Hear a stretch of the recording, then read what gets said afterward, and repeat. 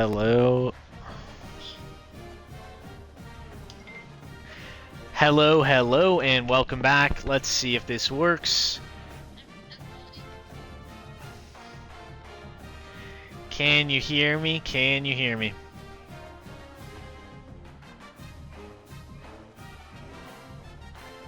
Is it finally playoff time? Finally make the CFP, episode 17. Will Coach Wade finally make the CFP? Cozy Bruce, can you hear me? Can you hear me, Cozy Bruce?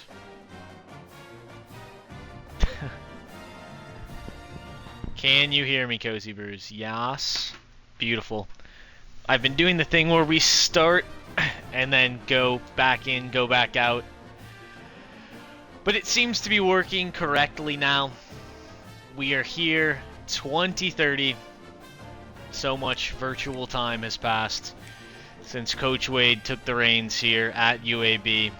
And as you can see, 2025, our only losing season so far, but still yet to make the playoffs.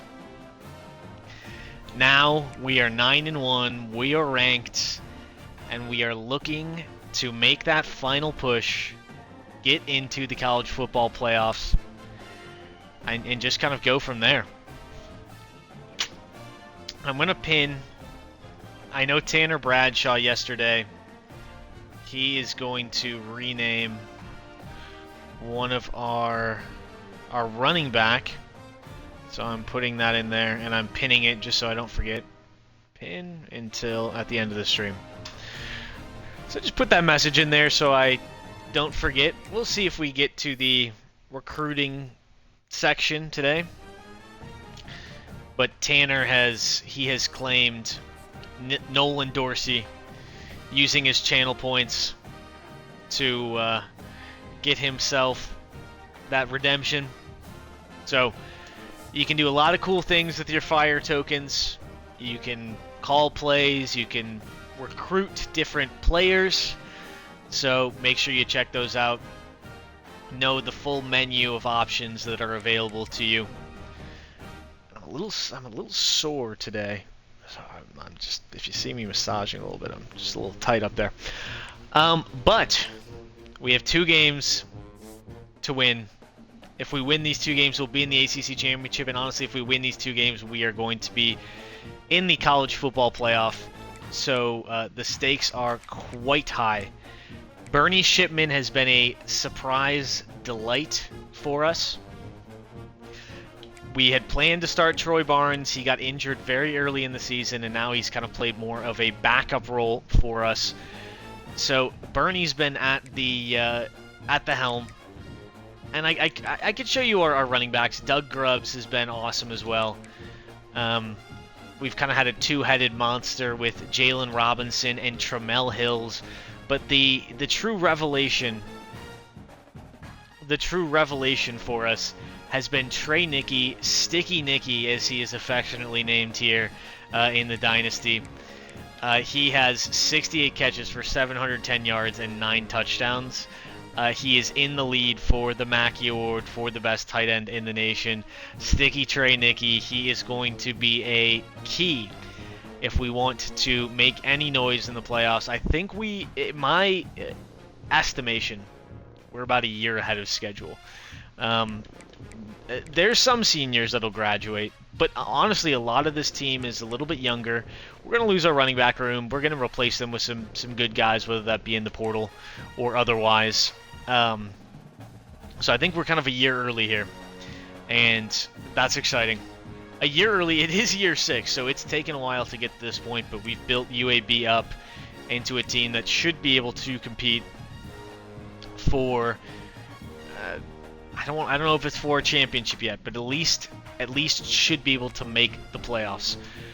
We've got a pretty sizable overall advantage. We're playing at home against the Virginia Tech Hokies. We're going to run a little prediction here. And we're going to start this prediction. We are going to go... We're going to do one of the ones that we had done before. Quarterback combined passing yards, Bernie plus Troy. If Bernie gets off to a hot start, if we get out to a big lead, then we are going to likely bench. We're likely going to bench him and put in Troy in the second half. But we will see. We'll go with our custom greens. They're wearing their away unis.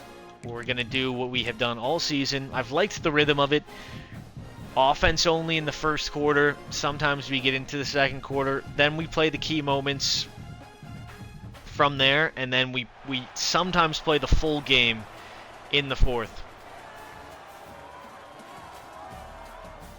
But that prediction will remain open. So if you want to get it in, make a bet on some of those combined passing yards. This is our senior day, last game. Jalen Robinson, the one-year wonder, will play in front of the home fans. But our big dog seniors, our four-year guys, they graduated last year. They were drafted. So it doesn't hit emotionally in the same way, but we've got some games to win. We want to make it to the playoffs. It's time. It is time to run it down their throats on this first play with Doug Grubbs. Grubbs powers forward for 8. Doug Grubbs has been... We've utilized the transfer portal pretty heavily, and we're going to continue to do that, but this year we have a lot more freshmen in the class. It has been awesome. Oh, wow. Huge lightning strike right outside my window. I don't know if you can hear that on my headset, but that was a wicked, wicked strike. Looking for Hills and Robinson. Tramel Hills with the easy 9-yard catch. Sorry, I'm distracted. That lightning strike was absolutely massive outside the window. Bring in the boom, as those Costco boys would say. I don't even know if that's the correct pop culture reference. I don't know the Costco boys. Do I look like a Costco boy kind of guy to you? Maybe. But just telling you, not really my thing. Key third down here. We want to convert. We want to keep this drive alive here in the early going. I'm not seeing anything I like. Tried to find Jalen Robinson. Can't really get the separation. You know what? The coach suggests they want us to go for this one. We're on the 48. We're going to leave the offense on the field. We trust them. They're sending the heat. Tramel Hills should get the first down. Just a little cheeky throw there. I can't tell if it's rain in here or if it's just big lightning strikes. Just take the underneath. Slayton, easy catch. Pushing for the playoffs here. 2 games to go. We are ranked. They're not games against good teams, so we likely do need to win them both. But I think if we do, it won't matter the result of the conference championship. Just finding our 5-star true freshman, Tramel Hills. He has been a favorite target for Bernie Shipman the entire season. Oh, man, I kind of love Jalen Robinson here. He's got the speed to burn him deep. But the safety pulls over, so we find Angel, Maurice Angel, on the route over the middle. Jalen Robinson gets a lot of those doubles, and so we have to pivot to our other options. Sticky Nicky on the screen. Let's see, he can't break the tackle there, but Sticky Nicky has been, I would say he's been our best player. There's an argument for Jalen Robinson because he has that 99 speed. He stretches the defense. Sticky Nicky has been a revelation. Grubbs, it just doesn't have the speed to get around there. Does not have quite the speed. We don't get the blocks. See if we can make something happen here. Trammell Hills on the out route, gets the touchdown. We go up early here. Huge play. We drive down the field. Looks pretty easy. Still the first quarter, so we will remain playing the offense-only drive. We took a lot of time off the clock there. Prediction is still live. You're getting some early information here, which may help you make your decision. Trammell is hot, but we find Slayton. Plenty of space on the outside of the sideline. Bernie has been cooking here in the early going. Offensive line has been holding up very well. Find Trammell. He hangs onto the ball. That's what I love about Trammell Hills. He hangs onto the ball through a lot of contact. He's not the fastest player, but he's going to make some plays for you.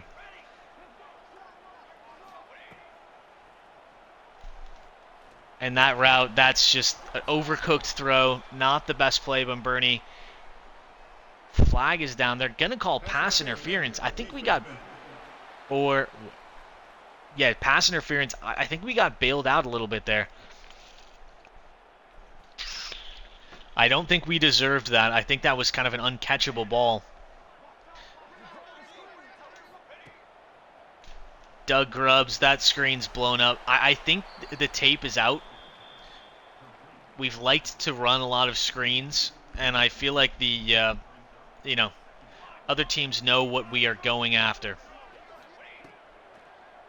Drop back in coverage. We're just throwing that away. Has not been the best 2 downs. We want to get maybe a little closer for Mike. Maybe we're watching that safety in the middle of the field. Will he bite or turn his hips to the left? Oh, and that's just a horrible read. Intercepted. Bernie Shipman. I just kind of panicked there. And we get an interception by Sean Payne. One play later, the defense says, no. We want a beat down here. Don't let Virginia Tech get in your head. Grubbs gets us down to the 5-yard line. And this is really where you got to lock in. Make sure we don't make another mistake like that again. Trammell Hills, that animation, throwing his hands up behind. This is really the sticky Nicky zone, if we're being completely honest. And I feel like he might have a chance here. We should have gotten that ball out. We're going to kick the field goal. I know we're usually more aggressive than that. But I've not been seeing the field very well. All right, last offense-only possession, and then we're going to go to the moments for the second and third. See where we're at in the fourth. See if we can stretch the field a little bit. I didn't see anything I liked. Chat, you're probably screaming at me. You're probably like, no. A B was open. Didn't see it. And we're not going to get this snap off. 10-0 at the end of the first. That is a perfectly fine pace. We've got 97 yards in the early going. I guess that prediction is still open. So, but then you question, we're clearly on pace to surpass it, no matter who's a QB. But we're getting up early. We're not seeing the ball very well. The band is blaring in my ears. Sticky Nicky. I mean, it is almost unfair. Sticky Trey Nicky, the huge play. Bernie's up to 154 on the day. Sticky Trey Nicky, 57-yard catch. He is such a mismatch for all the linebackers. There's the reason he's in the lead for the John Mackey. They don't bite, and wow, sacked almost immediately. Honestly, our offensive line is to the point where that doesn't happen very often.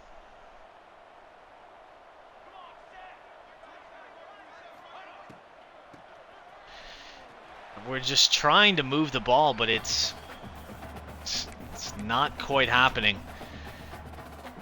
Try and see if we can get Trey into some space here.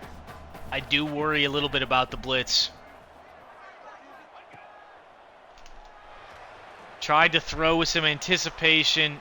Intercepted again. And oh, I meant to go into play the moments. Skipped it on accident. Okay, we're going to go into this, but we're going to go into Super Sim.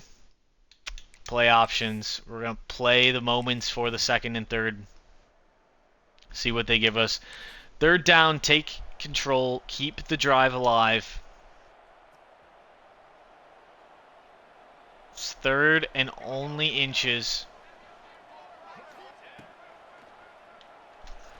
And we just can't get it off. I'm just being a little too indecisive now. They're going for it on fourth down. We only have a 7-point lead. This has not been the showing that I would have wanted.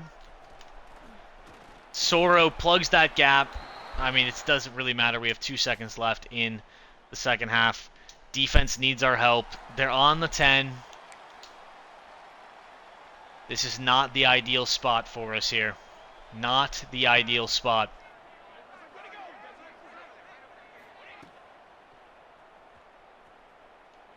And I just... not great coverage. Big third down again, make the stop. We might go into offense again. Might go and play offense. Let's get those hard flats on the field. And the Virginia Tech's quarterback cannot hook up with their running back, or with their tight end, excuse me. All right, we need to hold up. Oh my God, please stop. Why is this happening? Give me the offense. What is... I've lost control of this. And now we're down. We're down by 4. I've kind of lost control of the sim there. I should have just pressed the start button. It would have fixed itself. We are in a tough spot here. Abukam, 5 yards. Bernie has not had a good day since we, I guess, ceded control. Sticky Nicky can't quite get to the first. We're going to run it here. Run it up the gut. We have the offensive line to get the push. Or maybe we don't. Maybe we don't. We're going to have to punt it here. This is not good. Getting that boot away.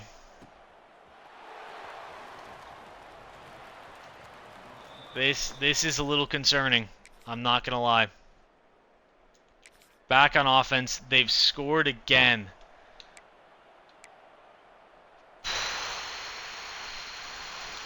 I think we're playing the full game from here on out.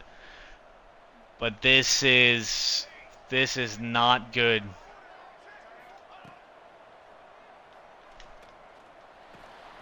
Maybe we were overdue for just an absolute stinker.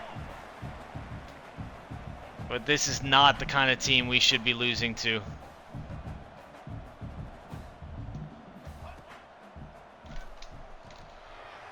Sticky Nicky can't hang on the diving catch. Unfortunate. Bernie Shipman is not taking good care of the ball today. 3rd and 2. Drop back into coverage. We have to go for it. We have to go for it here. Down by 2 scores. And we can't hang on. This is just an embarrassing game for us. If you've been watching for a while, earlier in the season we played Miami. I had said I can't remember a time where we played better on offense. Playing this game, I can't remember a time that we played worse on offense, and it's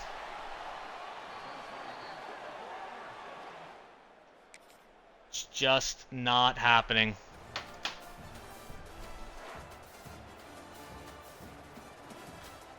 We lose by 2 touchdowns at home to an unranked Virginia Tech team. Oh my God.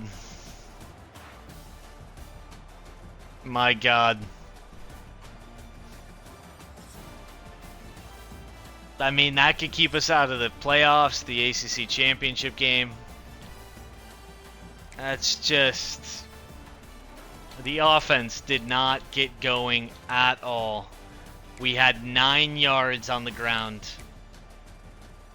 Barely better through the air. A horrible day for Bernie Shipman. The worst day of his entire season. It was a trap game.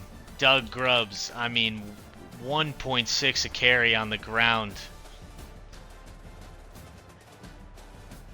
That prediction, yeah, we're going to have to 324 or less. Man. I guess I kind of let the game get away. But that was just horrible. That was just horrible. Was it Virginia Tech last season? Did they beat us last season? Was it them last year? I don't remember. Damn. That stings. Julius Heller saw it and he said, "That's okay by me." We get locked out of Opeta. He commits to Michigan. Clavon Grubbs commits to Clemson. Our conference rival. We're down to 17. Oh, that sucks. I mean, it makes sense. It makes sense. Kona Bunting getting closer. Oh, did we lose to Virginia Tech last year? I can't even remember at this point. Oh my God. Well, time to check the conference standings. Here's the thing. Miami, I think, is done for the season. If we win, I don't know if we're going to make the conference championship. I see a bunch of one-loss teams. I don't even know if we're playing balanced schedules, to be honest, because... Well, NC State, let's see. Are they playing? Okay, they're playing 2 more games. Okay. And Miami, I'm imagining, is done for the season. Yeah, they're done. I think Miami is locked into the conference championship game. I'm not 100% sure. But, God damn. Losing that one, I don't know what's going to happen. I don't know if we have a shot. They had said in the deep dive that they would make the tiebreakers for the conference championship game more transparent. I don't see that at all. If anyone knows how this is actually broken in real life, in the ACC specifically, I would be curious to know, so we can know the stakes entirely heading into our final regular season game. Because here's the thing, with that loss, I actually do think we're gonna need to win the ACC to make it into the playoffs. That is the hole we've put ourselves in by losing to Virginia Tech. We're gonna do a few things. Bernie, he's going to get benched for that performance. We are starting Troy Barnes. It might be a mistake. We are starting him in our final game of the season. I just didn't like what I saw from Bernie there. there has to be some accountability. We're going to keep Braden Opeda on the board because if Michigan's playstyle drops, there is a potential he decommits. It's not likely, but there is a potential. Yeah, that visit didn't go well. Deion Johnson did not like what he saw. I'm going to remove him from the board. He's not coming here. It's not happening. Grubbs, same thing with the playing style thing. We'll keep him on here just in case. Sharif Lake, looking unlikely. Still could get him. Adrian Enriquez, that visit, again, not good. We're likely going to lose him too. DeMarcus Youngblood, it's kind of a toss-up. Suppose we could schedule a visit. Don't really know what that would do, though. Kona Bunting, we know what his hard sell is. We've got a lot of guys in this year, but that one, I mean, I feel like we are always every season losing. We lose one game that I think fair loss, and we lose a second, maybe even a third game that I just bang my head against the wall, wondering how we could have possibly allowed that to happen. It just happens all the time.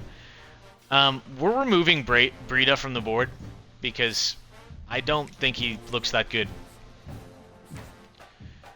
Georgia Tech is, funny enough, going after Thaddeus Kuhn too. That's who we're playing this week.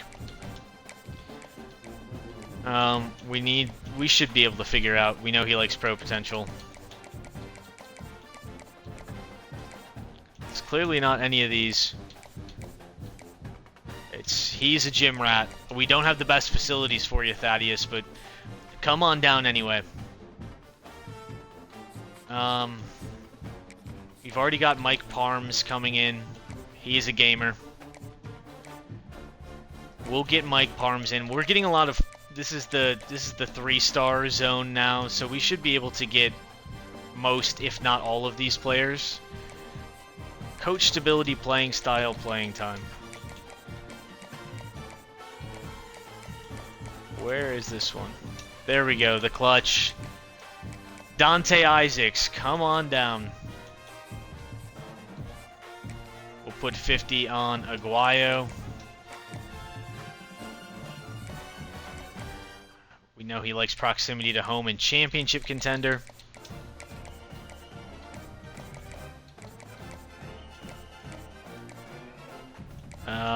Is there another one with that?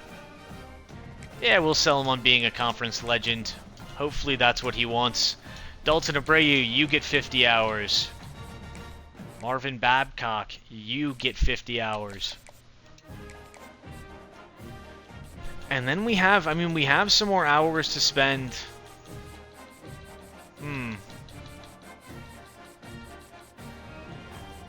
Not entirely sure where to go on that.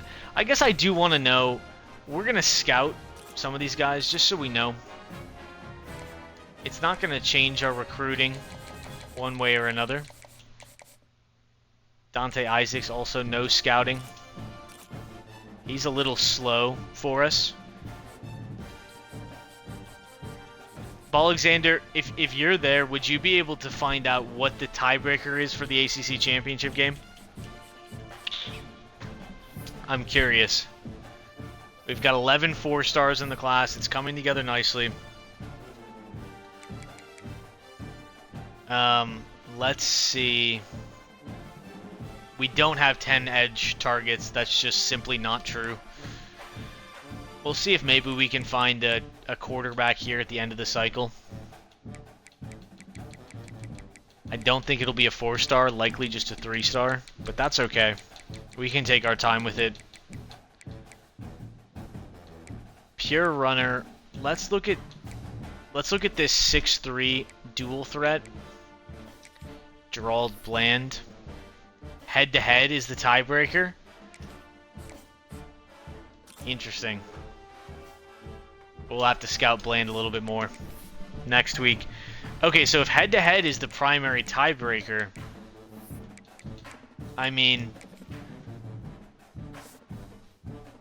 we beat Miami, so we should get in over them, yeah, right? And we didn't play Pitt. We didn't play NC State. And if we can't, if we're going into a tiebreaker against SMU, it's over. So I don't know how it would break down. If we win, we would have the head-to-head tiebreaker over Miami. So I don't know how it works with Pitt though, since we didn't play him. I don't know. All I know is Troy Barnes starting. Actually, let's check the injury report, because what I didn't mention before the last game, we did have 3 defensive linemen injured. So that could have been part of the reason we weren't getting any pressure. Now it's down to just the 1, which may be helpful. Prediction, we're going to do the tried and true. It's going to be win or lose. You're going to have 10 minutes. We have to win this game. Surprise, surprise. Where have you heard that before? Chair got caught on something beneath here. Their defense is a 74. We need to take advantage. We need to take advantage. We're going to go with an away option. Let's get the green pants in here. Why is their home an all-white jersey? That's not normal, right? I don't think that's normal. We'll have them wear these alternate jerseys. Playing the offense again. Troy Barnes gets the opportunity after the woeful start from Bernie Shipman. He gets the opportunity to come in, make his mark, and bring us to the ACC championship game. Road game, it's a big ask.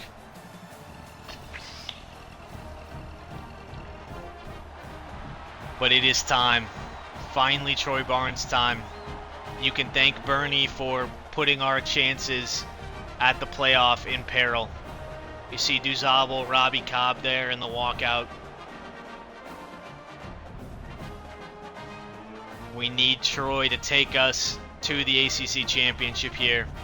I'm not sure how the tiebreakers will resolve, but I feel fairly confident that we would be in the ACC championship. Not a guarantee, of course, but I feel fairly confident. We're going to run the ball a little bit more. Again, I've noticed the games we lose, we tend to abandon the game on the ground. Doug Grubbs, big run! Bounces off some tackles, 25 yards. Huge. Our offense needed that after last week. And now we try and exploit. See if that corner, if that safety takes a step. They don't appear to have. That Troy is not on the same page as Sticky Nicky. We'll take a run on 3rd and long. Come on. Grubbs gets 5 yards, sets us up for a manageable 3rd down. Mike White waiting in the ring. Mike White waiting in the rings. Waiting in the wings. I don't know why I can't say that. Go over the top, and Troy can't get the ball off. Waited maybe a bit too long. The meter is shaken. Oh, and it's slow-mo mode here. That's kind of cool. Mike White drills it. Pressure means nothing to the accomplished television writer, reincarnated in his virtual pixelated life here. Still on offense, still the first quarter. This is how we've been rolling this season. We need to keep up some positive momentum. Does Robinson get a step? Troy's going to try and find him deep. Jalen Robinson! Oh, he drops the ball! Troy, I don't know why Troy is tapping his own chest as if that was his fault. That was a beautiful throw.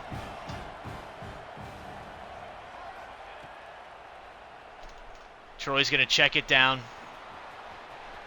And Doug Grubbs gets the first down. That was a beautiful throw, the previous play by Troy, but Jalen can't hang on to it. Tough play.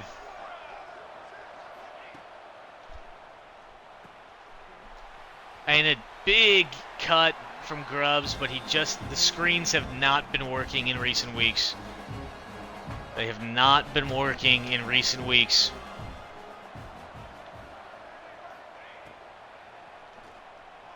Troy he gets it to Grubbs. We get the 3 yards. I didn't love the look of that pass.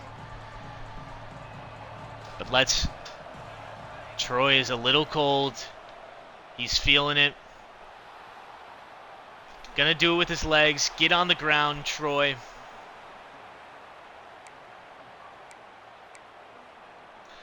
We'll look at a little high-low concept.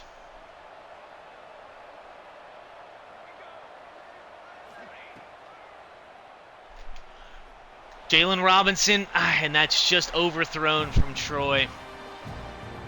He had the step, had beaten his man. Troy can't hit him. You've seen the accuracy issues here early. They have not been pretty. They have not been pretty. And I think that's Ebukam. A little slower than Doug Grubbs. Again, you can feel it. Good matchup again for Robinson on the outside. Chuck it up there. Jalen Robinson, touchdown, UAB. Huge play. Corner presses Robinson, and he doesn't have the speed to keep up with our star senior, a likely first-round pick in this year's draft. Taking it to the house. Jalen Robinson makes up for that drop earlier in the game. Would like to see a little bit of a tighter spiral on that ball from Troy Barnes, but he is still only a true freshman, playing in a huge game here, and he has delivered us scores both of the first 2 drives. I don't think we've actually called this play before. A vertical tight end cross. Be looking for the tight end here. Sticky Nicky, that's a great throw from Troy. Still in the first quarter, so we're still playing offense only. We'll get into the key moments, second and third quarter. Prediction still open. Doug Grubbs tries to get it to the outside. Doesn't find much space. Saying if maybe we can find Tramel Hills. We're going to Sticky Nicky. Easy route, short route.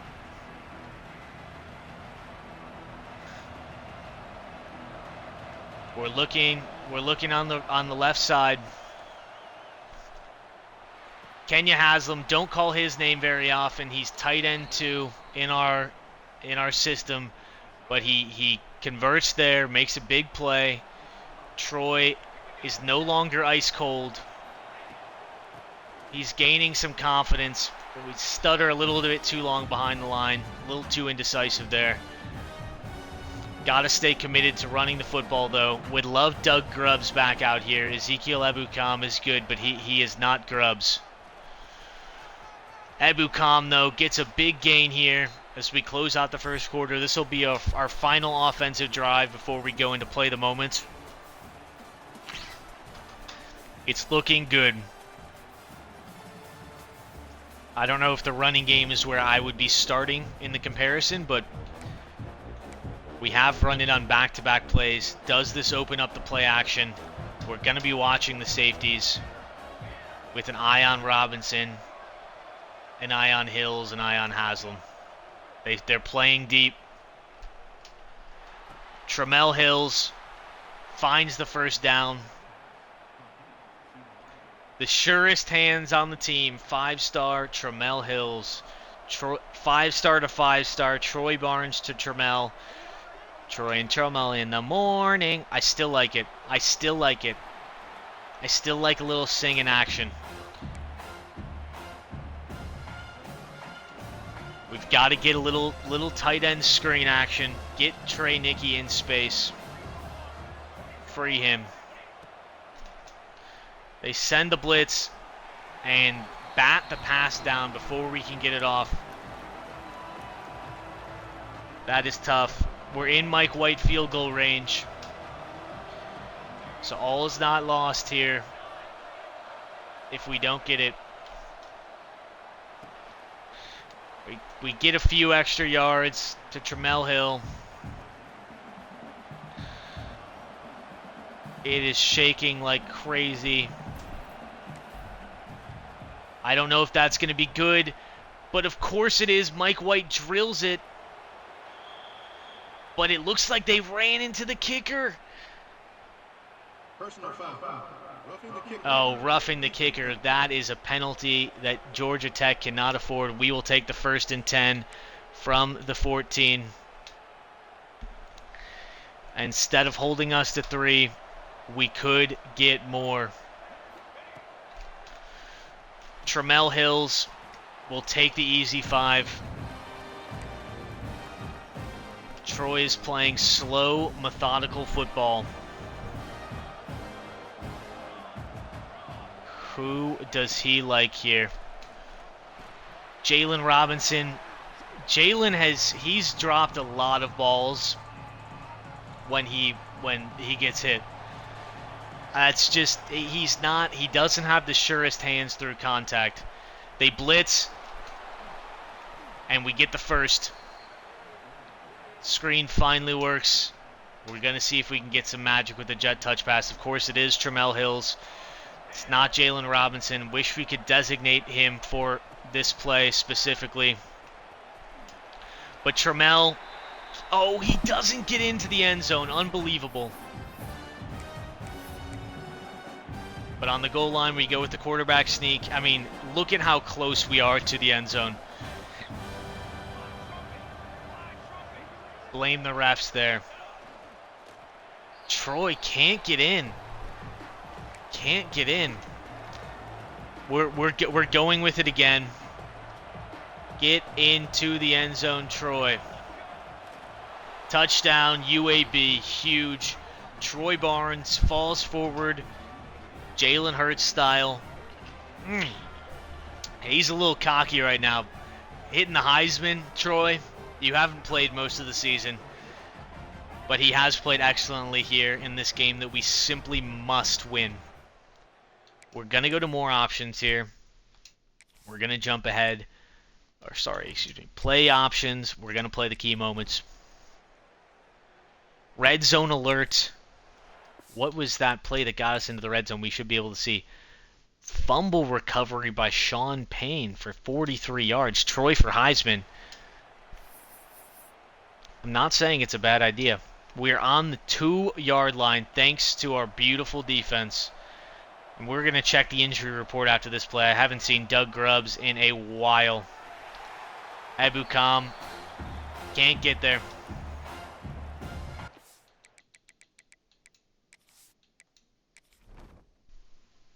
No injured players, so I don't know what it is. Oh, there's Doug. There's Doug Grubbs. Ask and I shall receive. Sticky Nicky should be able to get his big body in front. That was a touchdown? Okay. They're calling that a touchdown? Tramel Hills. I suppose that's a touchdown. Suppose that's a touchdown. All right. Red zone alert. This one is looking like how I wish our last game looked. Jalen Robinson can't haul it in. Jalen can't haul it in, but Mike White, our beautiful field goal kicker, stadium pulse non-existent after Georgia Tech goes down by 24. Tough sledding, 2-minute drill. We may sim the entire third quarter. We will see. But up this big.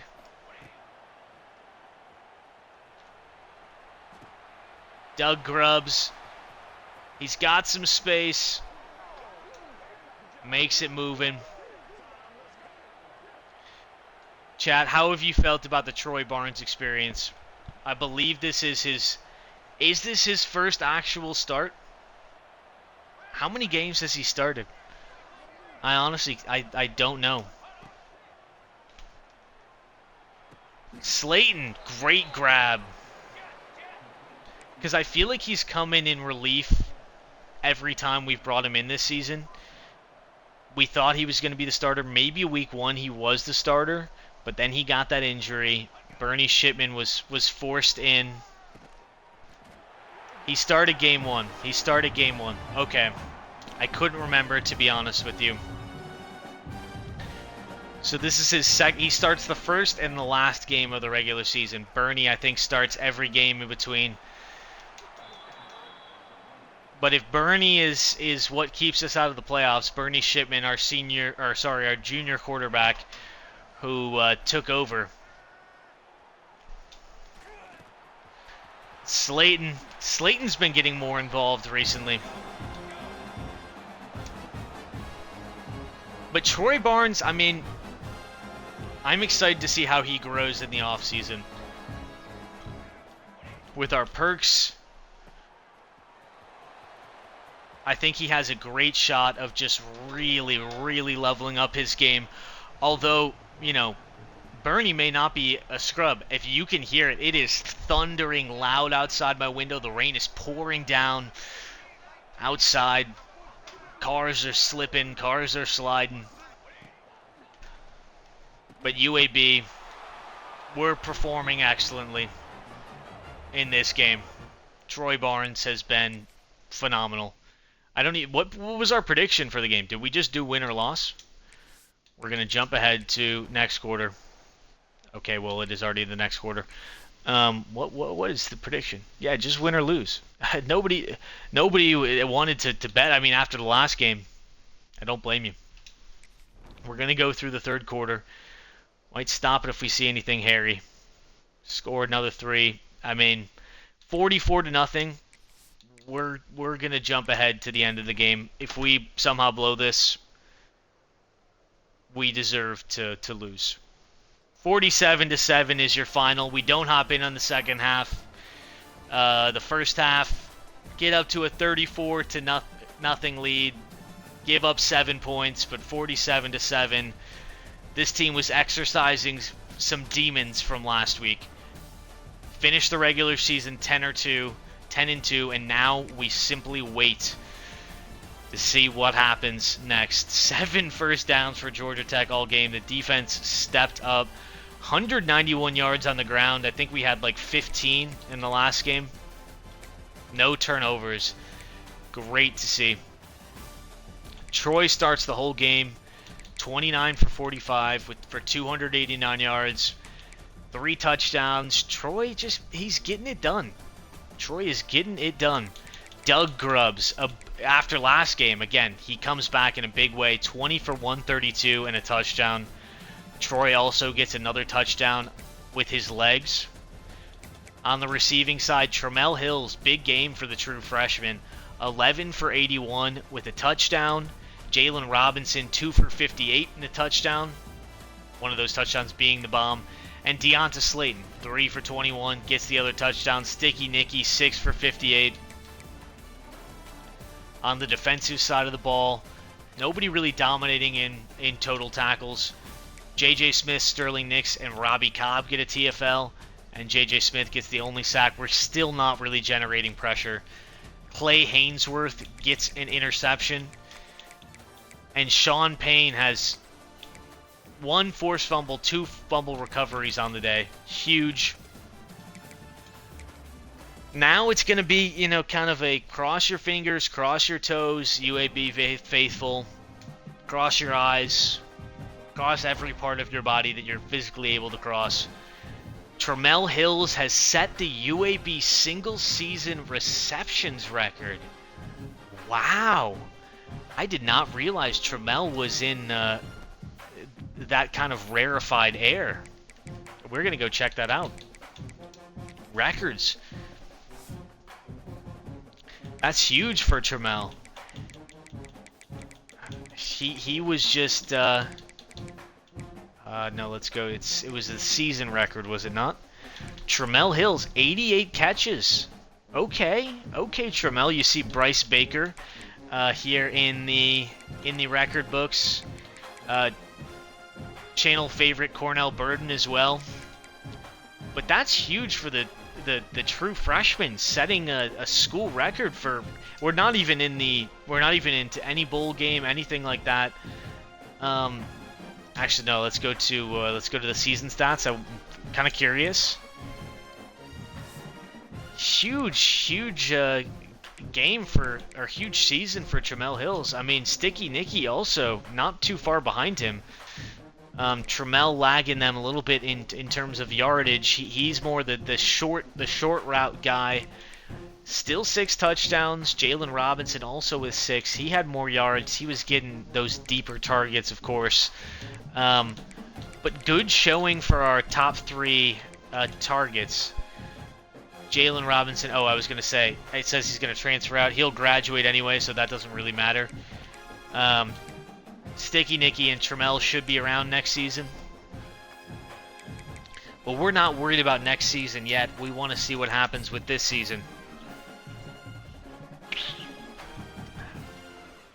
We win the game, and now our fate is out of our hands. Mike Parms from Mobile, Alabama, commits. Sharif Lake locks us out, unfortunately. We're up to number 14.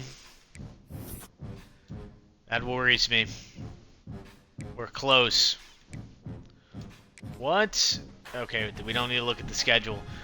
What do the scores and schedules look like? Week 14 in the ACC. NC State is playing. Pitt has lost. So are we guaranteed a spot? How does this work? Let's look at the conference standings. So it looks like we're atop the conference right now. I think it's going to be us versus either Miami if NC State loses, or NC State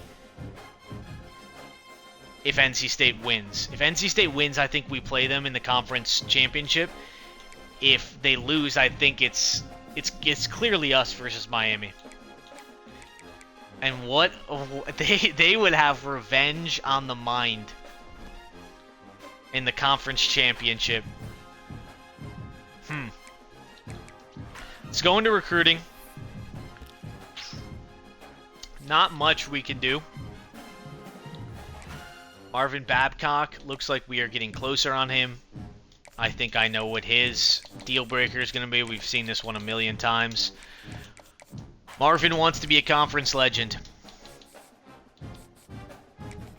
John Aguayo. It's going to be a tight battle with Memphis. But come to the right side of the battle for the bones. Battle of the bones. Come to the right side. Pitch him on Gamer. Dalton Abreu. Come on down. Wrapping recruiting here. We're not going to get all of our targets, but we're going to get a lot of them. That's really what it comes down to. I think we're doing much better at recruiting than we ever have. The Lightning is absolutely crazy over here. Kona Bunting. Chauncey Sarr. Gerald Bland. Let's get the full recruiting here. Lightning is wild in Chicago right now. Thunder's scary. Yeah, it's... There's part of me that's like, are we going to get some... I mean, Gerald Bland's stats are not the best. We'll still offer him a scholarship. Send the house on him. I'm going to look at maybe try and find one more quarterback. We have plenty of hours. Kirkendall. There's a lot of pure runners. Kelvin Decker. Maybe we'll look at him. The Thunder and Lightning are... I'm not the biggest fans. Okay. Okay, we've got maybe a gem on our hands. That could be nice for some years down the line. provided he... Okay, we're going to take the 50 off of Bland, who is, to put it mildly, quite bland.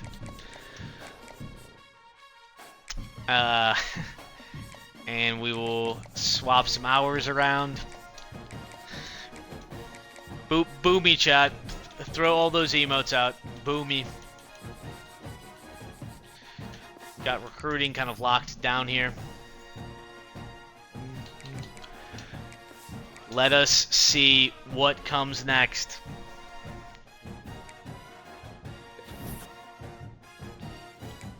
We're in second on DeMarcus Youngblood. We lost Adrian Enriquez, as I feared we might.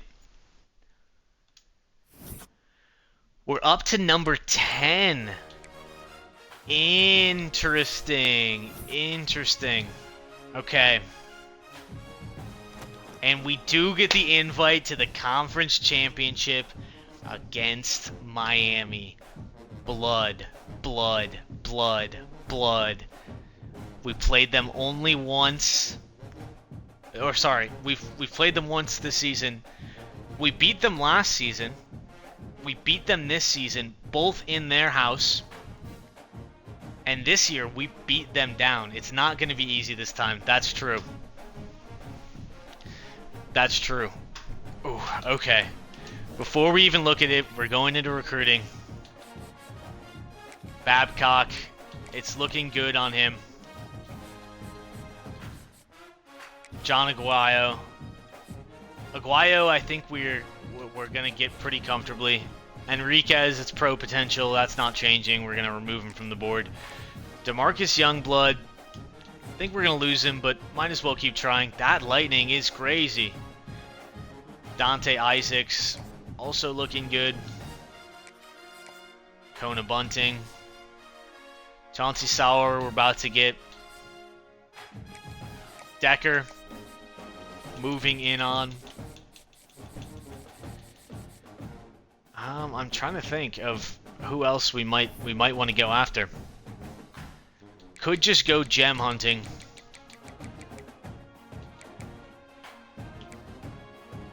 This speedster wide receiver, 95th prospect in the country. We hadn't looked at him. I mean, maybe we should have. Seems like he could be a tasty little last-minute ad. We're probably not going to get him, but we jumped in on him too late. But we'll take a stab.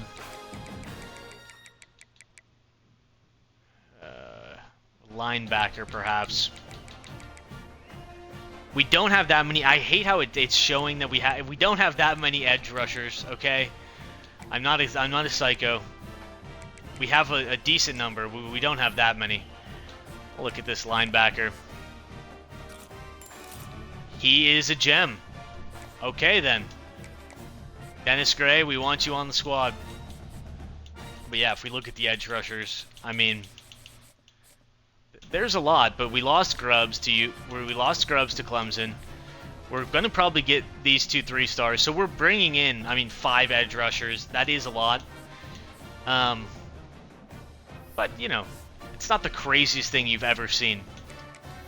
Okay, so what I want to know is essentially how we got to this point.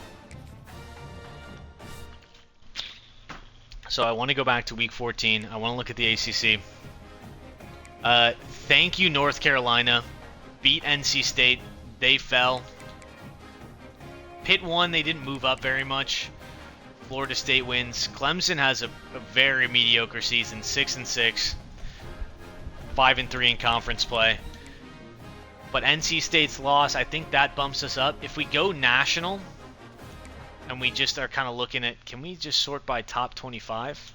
There we go. Top 25 games. I mean, Ohio State bludgeons Michigan. Illinois goes to 11-1 on the season. My word. Some big losses. Let's see. Auburn kills Alabama in the Iron Bowl. That maybe helped us move up too. I'm trying to see where else we may have moved up from. A lot of teams not playing. If we look at the bracket as it stands, we would be in playing at Ohio State. That's terrifying. As the bracket stands, we would be on the road at Ohio State. Oh boy. Oh boy, that scares me a little bit. That scares me maybe a lot of bit. We're going to advance the week to get to conference championships. Chancey Sauer comes. Oh my god, that lightning was crazy. I keep mentioning it, but it's insane outside the window.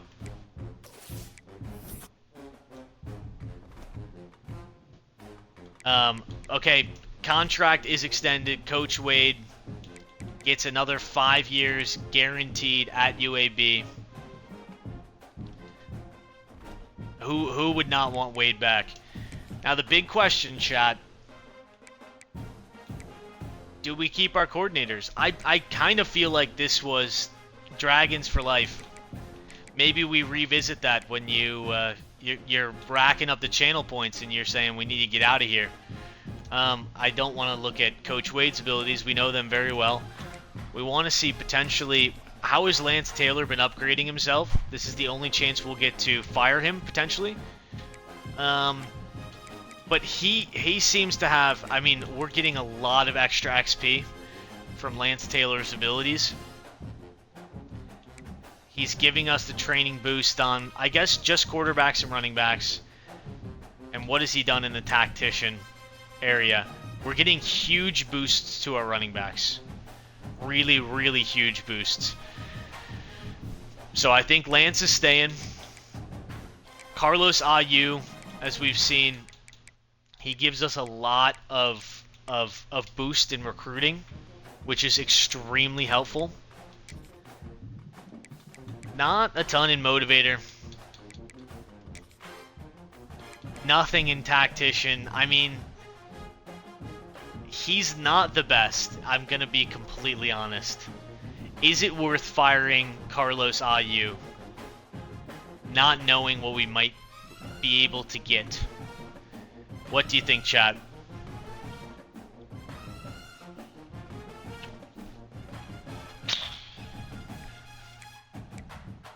What do you think?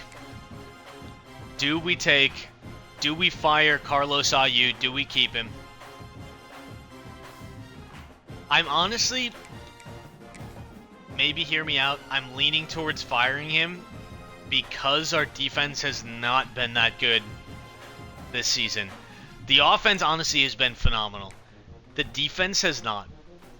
Is that all Carlos Ayu's fault? No. But we need some more talent in here. I don't like the idea of the thought of firing a guy. His prestige has gone up. I'm really torn here. We have to decide now. That's why I'm kind of hemming and hawing over this instead of going into the game. We have to decide this now.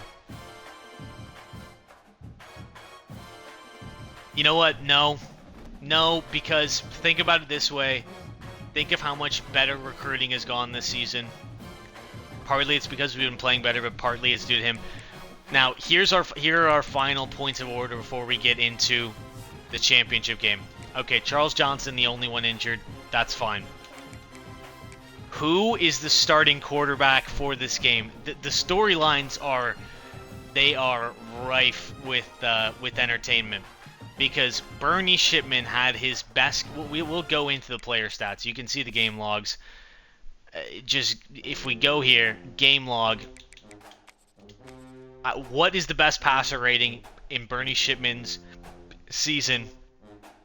It was in the beatdown versus Miami in their house earlier this season.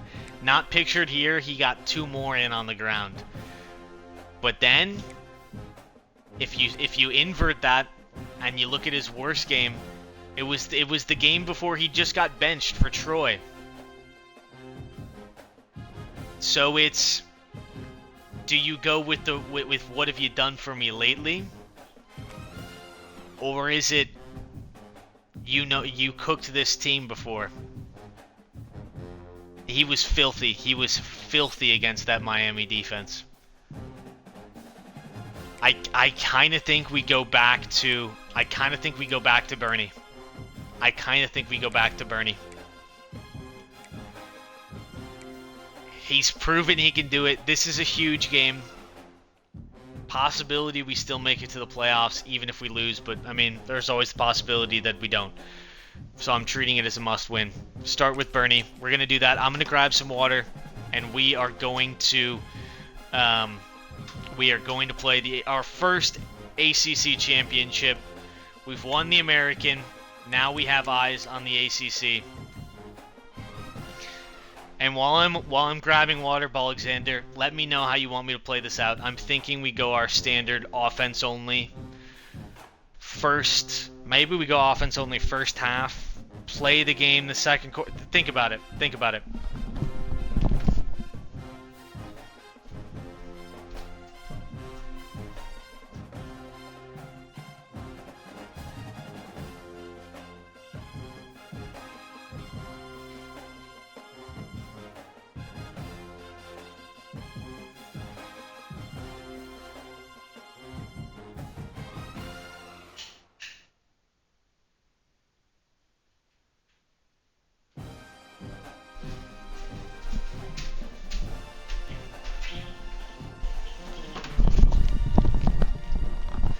Standard play offense whole second half.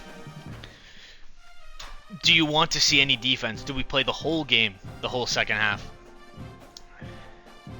We obviously have to get a prediction up for this one. I hate to do just the... Oh, we did the win or lose. Defense fourth, so we'll do offense first. Here's what we're going to do. Offense only, first quarter. Moments, second quarter. Offense only, whole third quarter, and then full game in the fourth. It'll be a little bit longer. Win or lose prediction. What will happen? It's a big one. I'm locked in. We get to be the home team. We're wearing the All Blacks. They're wearing their away jerseys. We're starting offense only. Let's soak it in, our first ACC championship. And of course, we're dealing with a ban. Get out if you're not here for UAB. If you're not here, it is raining.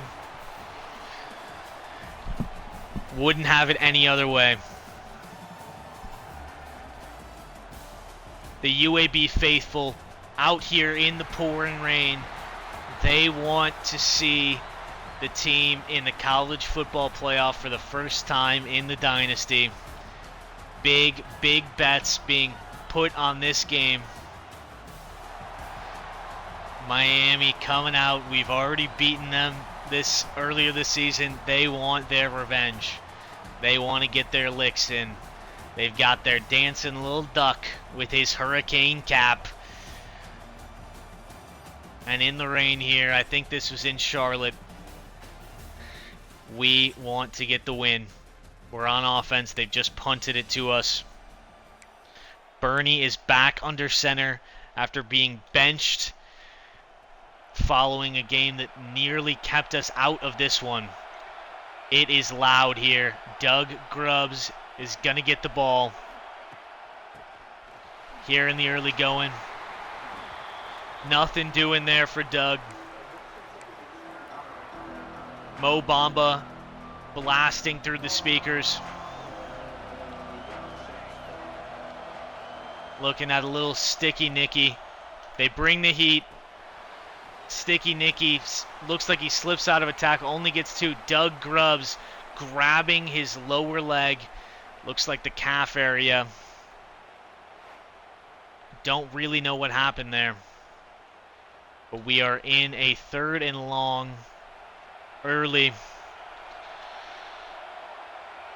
Crowd is loud here. Sticky Nicky hits him in the hands.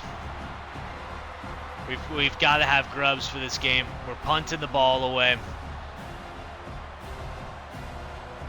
Low punt. Trying to get some distance on this one. Tried to maybe knock it loose on the punt return. This is huge. I mean, we don't get much going there. Looks like they score a touchdown. They go up early. We only managed 3 yards on the first drive. Not the start you want. Check the blocking. And Doug Grubbs gets loose. Grubbs with a huge run. A huge, huge run here on our second offensive drive in the ACC Championship. I'm hearing a "Let's Go Blazers" chant in the headset. The fans are loving that end zone. I'm loving that end zone for sure.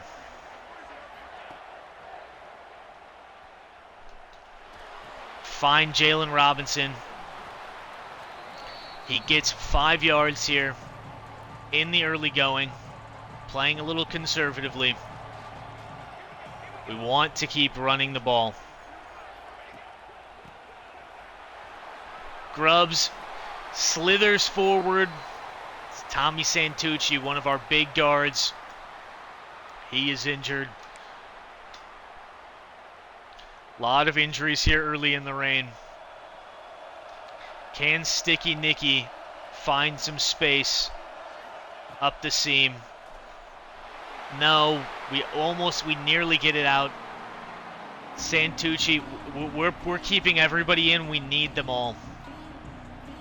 This is not the kind of game you can sit out from. You're coming back in, fiend, bumping. Big block. Big block. The screen has not been our friend in some recent games, but it's executed to perfection there. I've got a lot of guys here crowding the box. We audible.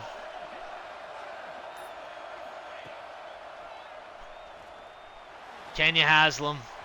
Bernie Shipman gets the ball knocked down at the line.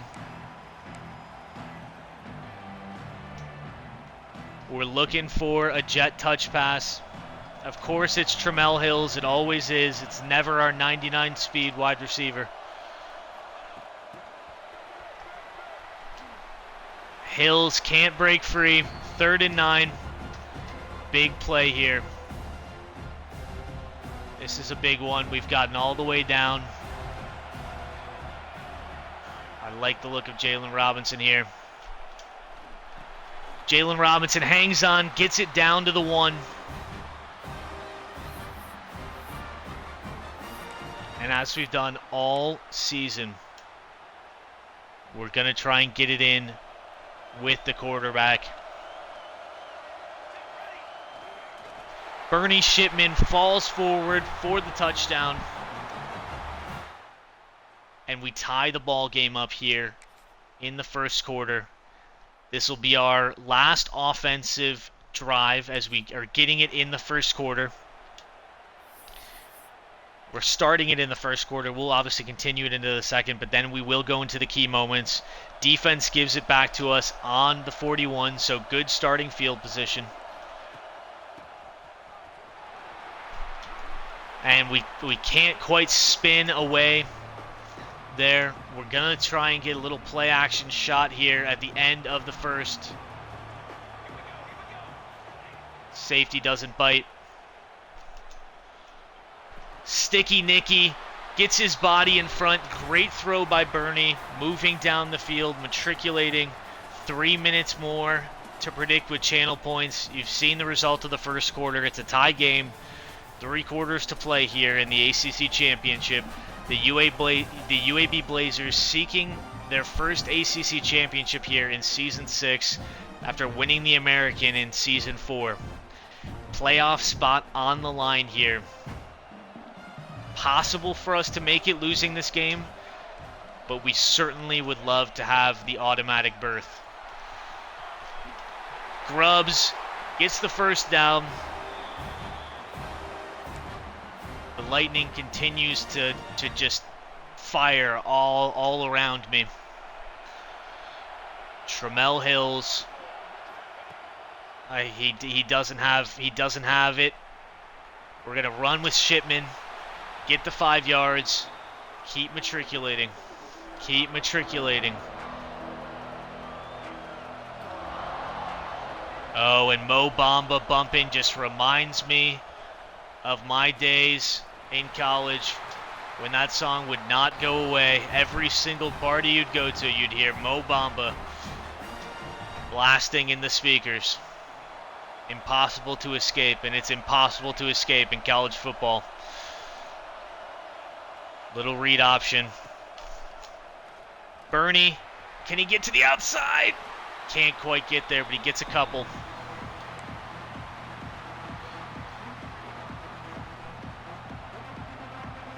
Bernie's going to look to throw it here. They've got a lot of traffic over the middle. And we waited too long to get that throw off. Waited too long to get the throw off. Grubbs has the leverage on the outside. It looks like they're going to send heat. Gets it off to Grubbs. Touchdown, UAB. And I don't think I had noticed, but we were actually apparently down one before. So what we're going to do, we're going to go for the 2-point conversion ourselves. So I'm going to go quickly into play full game. I want to go for the 2-point conversion here. Maybe that's not the play, but we are going to go. Grubbs is eating. We're going for 2. I want to be up a full touchdown. Oh, and just airmails Hills. And now, as we said we would, we're going to play the key moments here in the second. We've gotten, I believe, an interception. We're going to check. An interception by Clay Haynesworth. And we are back in business here in the red zone. I don't love this call. Play action, tight end out. If that linebacker on the right side bites, we might have Sticky Nicky for something big.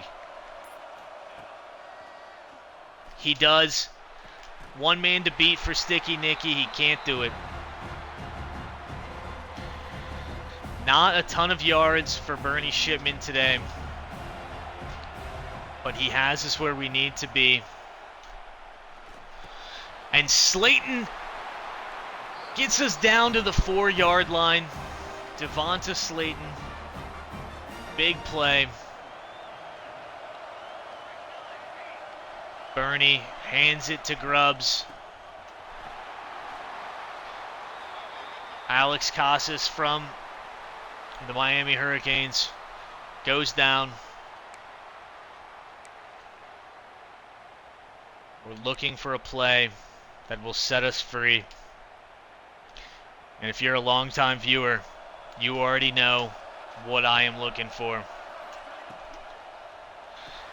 Simply untouched for Sticky Nicky.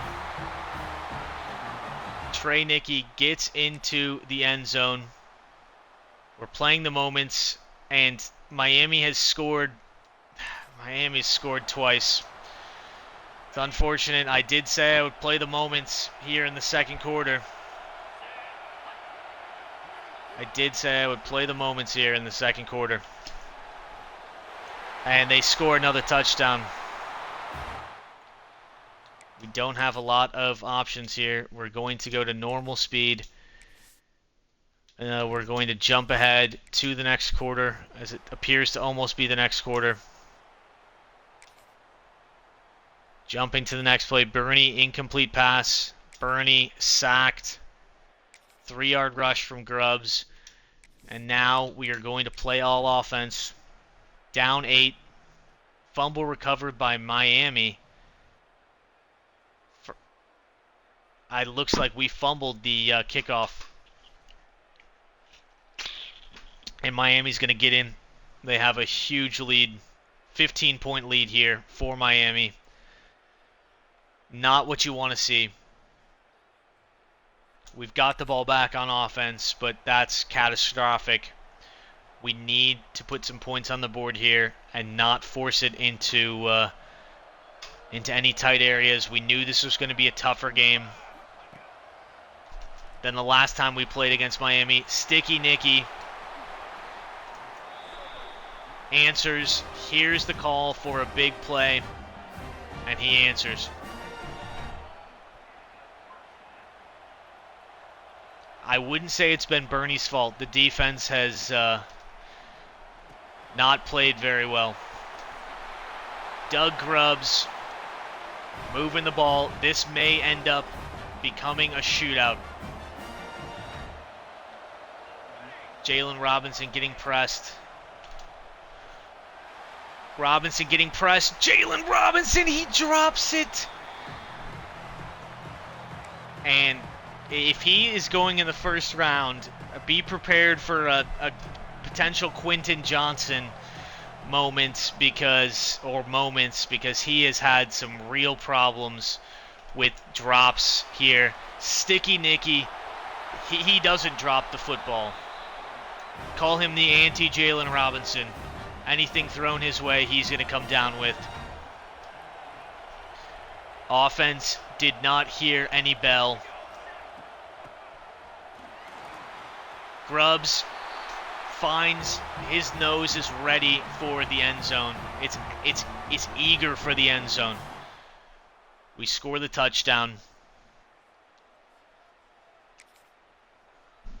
The sim speed is normal. We're going to see what happens. This is a huge game. This is what we play for. 4-yard rush by Enrique Catula. Another 2-yard rush. We're still down 8. Defense holds them to 4th and 1. They do punt it away.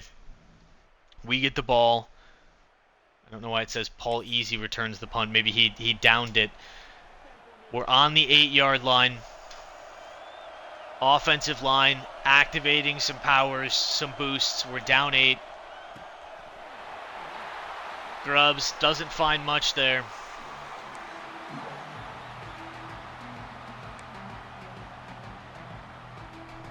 We're going to look for something big potentially here.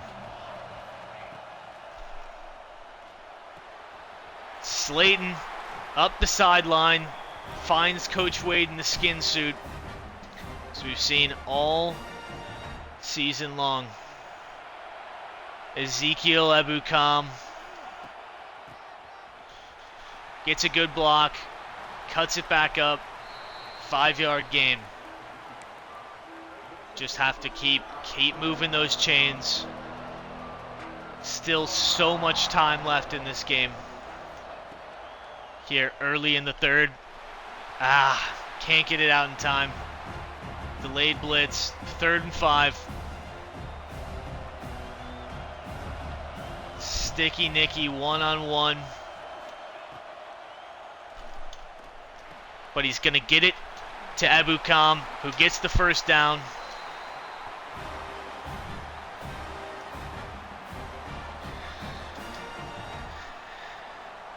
Ebukam is coming. I don't know if Grubbs is suffering from any wear and tear. But Ebukam has taken the rock here in the second half. Looking to see if Robinson can get some space, but it's Tramel Hills. Finds the empty, finds the grass, finds where the defense is not.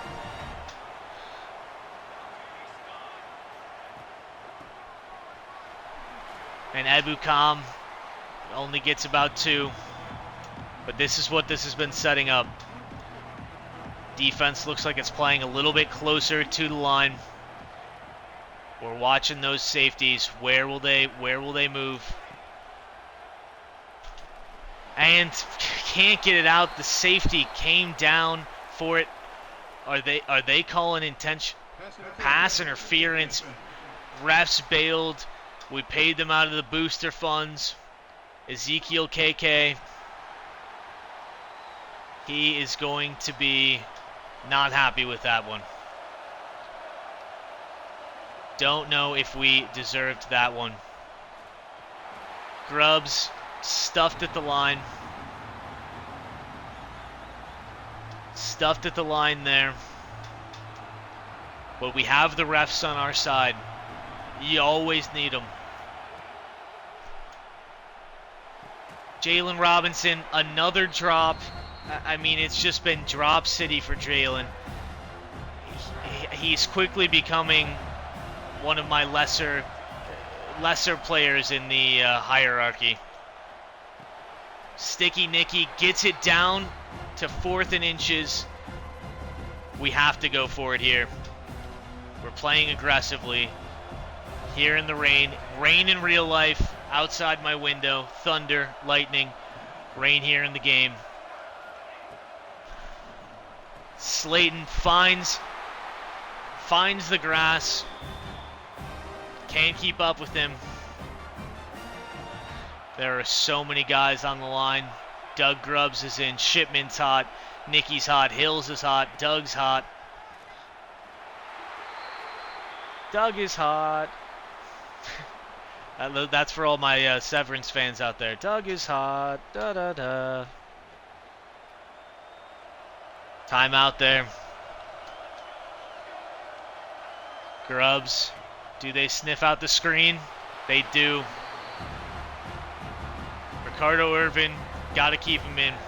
I'm sorry, but boys, today, if you're getting injured, you're coming back. Come on, Sticky Nicky. Sticky Nicky. Oh, man. What do we do here, chat?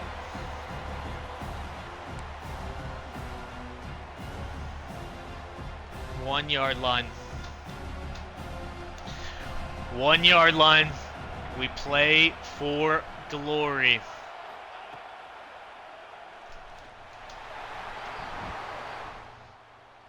We don't convert there.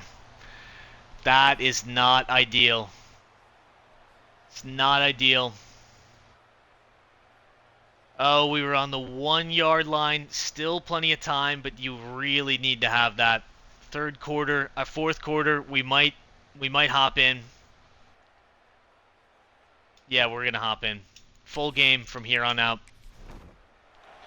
Again, don't know if that's actually helpful.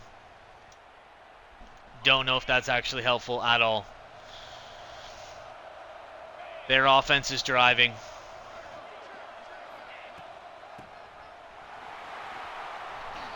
Lose it with Soro. Paul Alexander believes. Thank you. Thank you, brother.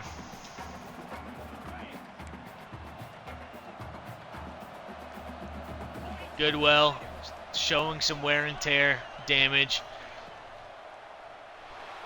Oh, and the quarterback. Smack him down.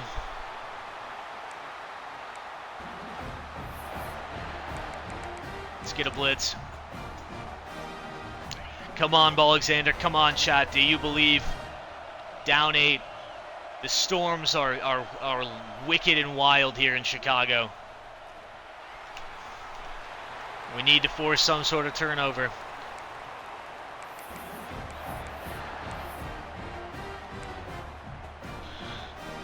We're going with a little man coverage look. I'm terrified.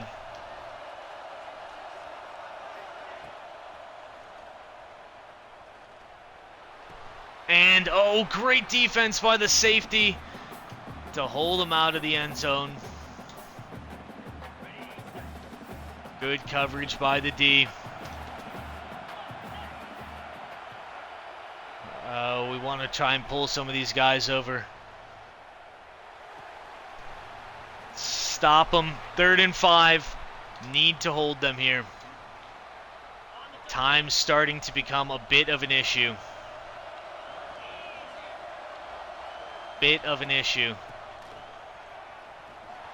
Stop the running back. Huge play. Miss the field goal. Get the crowd involved. Come on, Goodwell. This is for the ACC championship. Can't block it. All right, down 11. We missed it. We missed a very important touchdown last drive, but I believe. Bernie Shipman, what do you have for me? 3 wide receiver set. Safety's dropping back. We'll take the check down. Jalen Jetton, call a jet touch pass. Doug Grubbs injured. We'll see if this works to actually get Jalen on the touch pass. It does.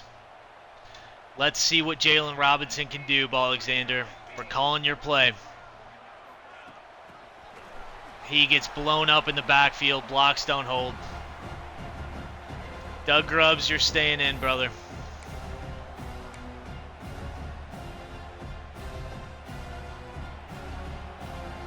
Calling a little all go.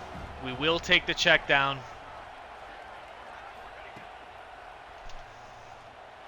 Oh, and that's just not a good play.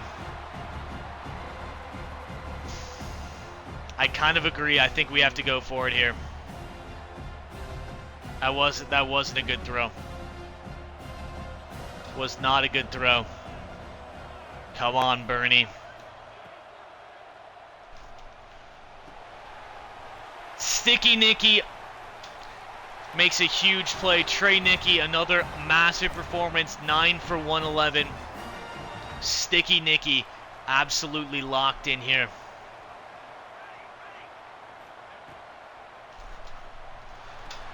Oh, and Tramel Hills thought he could hang on. That pass was a dot.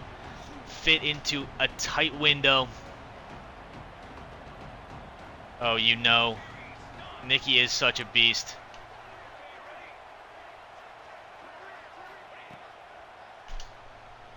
Oh, hit as he throws.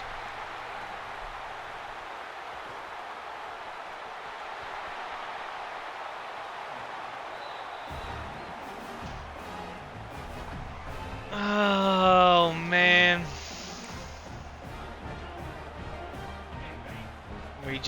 We can't have that.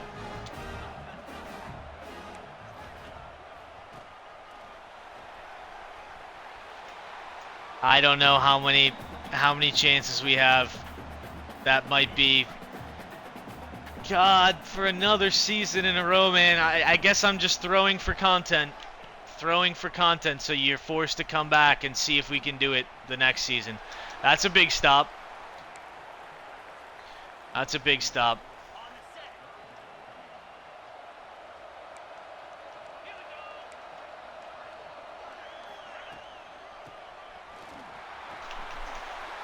Stop him. Man. QB wasn't good. I mean, that was a horrible decision.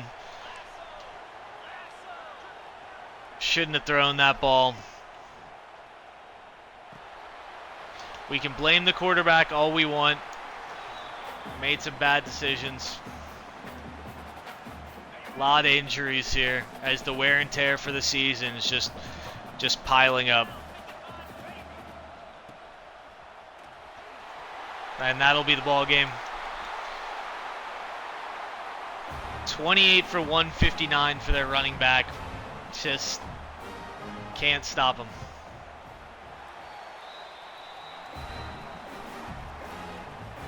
Oh, chat. And they're saying this is the running back's best game of the season.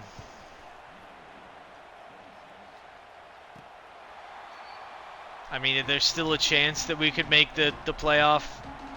Don't know how likely it is. We'll see. There's still a chance that there's a miracle comeback here. And Jalen Robinson drops, has to be his 3rd or 4th drop of the day. Jalen Robinson has been a disappointment today.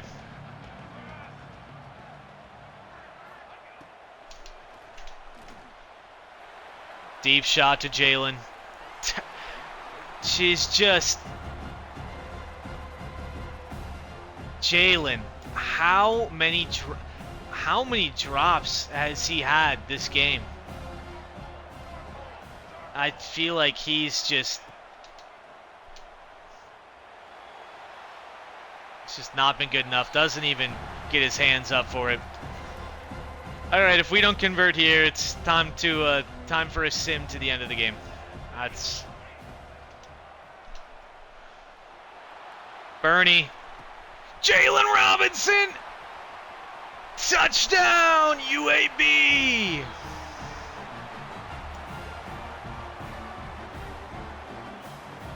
Okay. Down 11. No. There's still almost no shot. And honestly, we might go to offense only because I can't play defense, let's be real. If we want even the smallest of shots. I guess that didn't count. Trey Nicky goes down with an injury. We are going to go to offense only. Play options. Play all offense. I'm gonna watch this game.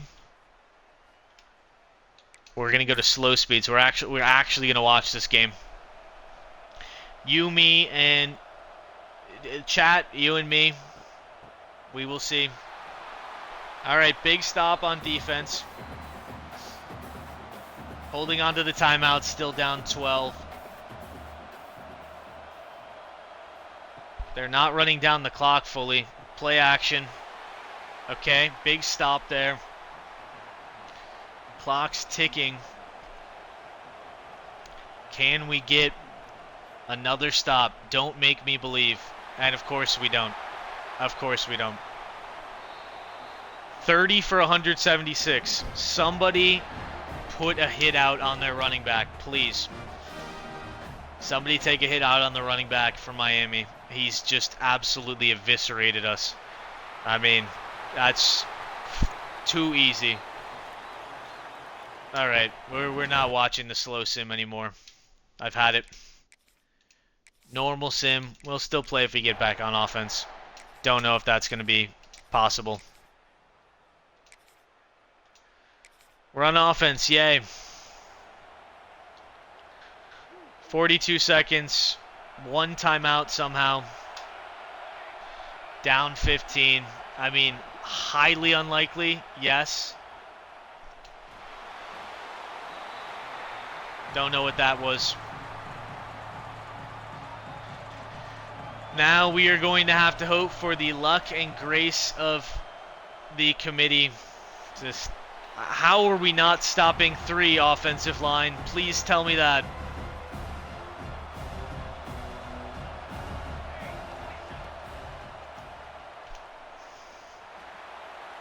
Fires it up there. Jalen Robinson. I don't know, man. We weren't good enough. Alexander, I'm sorry about the big loss in the prediction. Let's throw it up there again for Jalen. Can't hang on to it. What's new? What's new? More options. Jump ahead to the end of the game. They're gonna knee it. That was a tough one. Defense collapsed. I mean, the offense, we didn't play good, but we didn't play terribly. 266 yards on the ground for Miami. They destroyed us. We lost the turnover battle as well. Doesn't help. Bernie Shipman throws the ball 51 times, 322 yards. I mean, he's not terrible. He needs to connect on more of these. 3 touchdowns, 2 interceptions. Obviously had the deep bomb, kind of meaningless. Grubbs, 14 for 82. Maybe we needed to get him the ball a little bit more for a touchdown. Trey Nicky, Sticky Nicky, 9 for 111. As you can see, Jalen Robinson, 3 drops on the day. Choke artist, no doubt. Sticky Nicky, 9 for 111 and a touchdown. Doug Grubbs also grabs a touchdown. It just not enough, and you can't be dropping 3 balls in a game. Not when you're supposed to be a first round wide receiver. Got an interception, but man, we keep getting into big games. Call it my skill. It's likely what it is. We keep losing. Or my lack thereof. You know what? After that performance, Carlos Ayu, you're getting fired. I'm sorry, brother.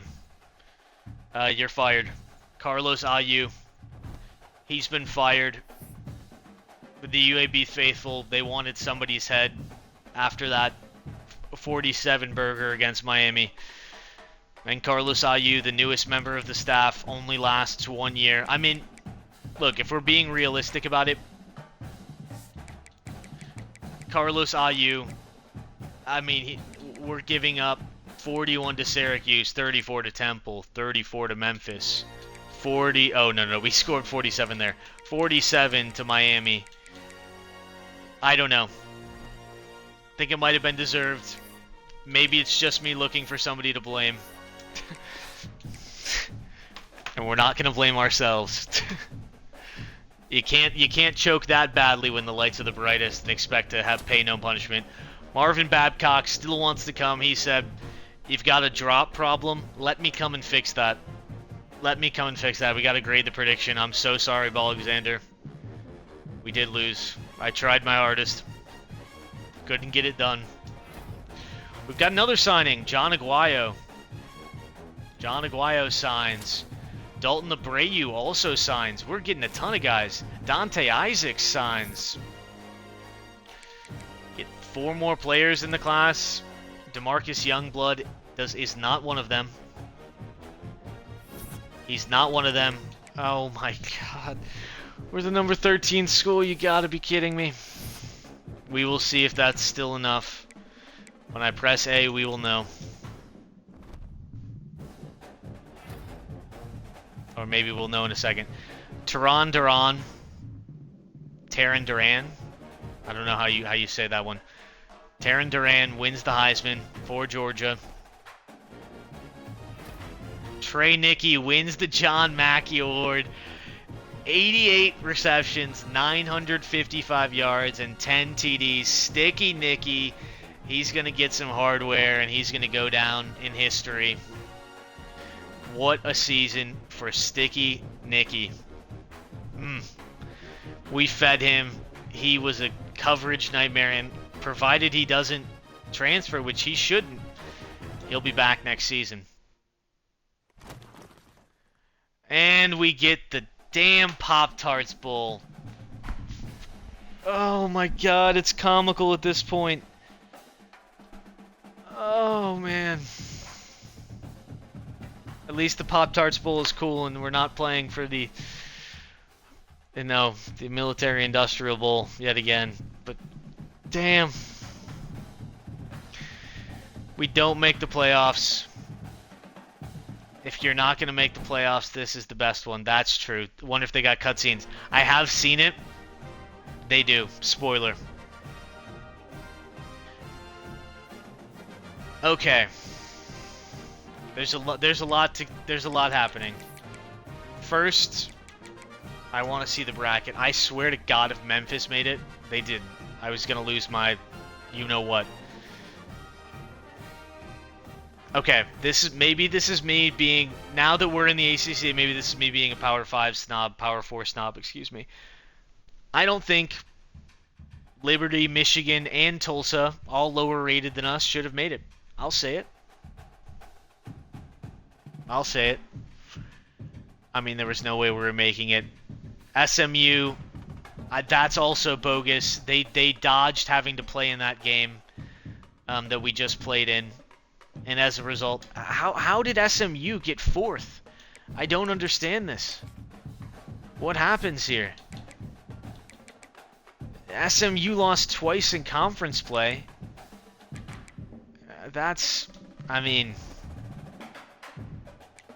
Look, at the end of the day, this isn't what sunk us. This loss isn't what sunk us. This loss isn't even what sunk us. It was, in fact, this loss to Virginia Tech. We just couldn't have that. That's the agony and ecstasy of college football in a nutshell right there. Illinois ended up being a great team, so that loss actually was completely fine. It's this loss. That's what keeps us out. Extremely unfortunate. Can you see last year's games? Was it VTech twice? You know what? Maybe shouldn't do this on stream. But I can look at the channel. Okay, wait, hold on. Now I'm getting a little feedback loop. Okay, We're gonna go around the back end here. Little creator dashboard. I'm gonna see if I can look at this without having the sound on here. Let's see. Okay, when was last season? Season 5, okay. Gonna turn the sound off. Apologies, I know this is not the most riveting content, watching me look back at the content from last year. You know what, Volexander? You were right. Oh god, oh my god, this is gonna give me war flashbacks. I remember this game now. Oh, was this the intentional grounding game? We were 8-3, ranked number 10. Oh my god, this is giving me horror flashbacks right now. I'm watching it back. Oh my god, and it was intentional grounding. Oh, Jesus Christ, Alexander, your memory's better than mine. That was, if you want to watch it, it's episode 13. Coach Wade goes for his first playoff appearance in season 5. It was again Virginia Tech. That's horrible. That's terrible. Okay, so apparently SMU can lose to NC State by 35 and Pitt by 27, and apparently they're still the fourth best team in the country. I don't agree. I think that's ludicrous.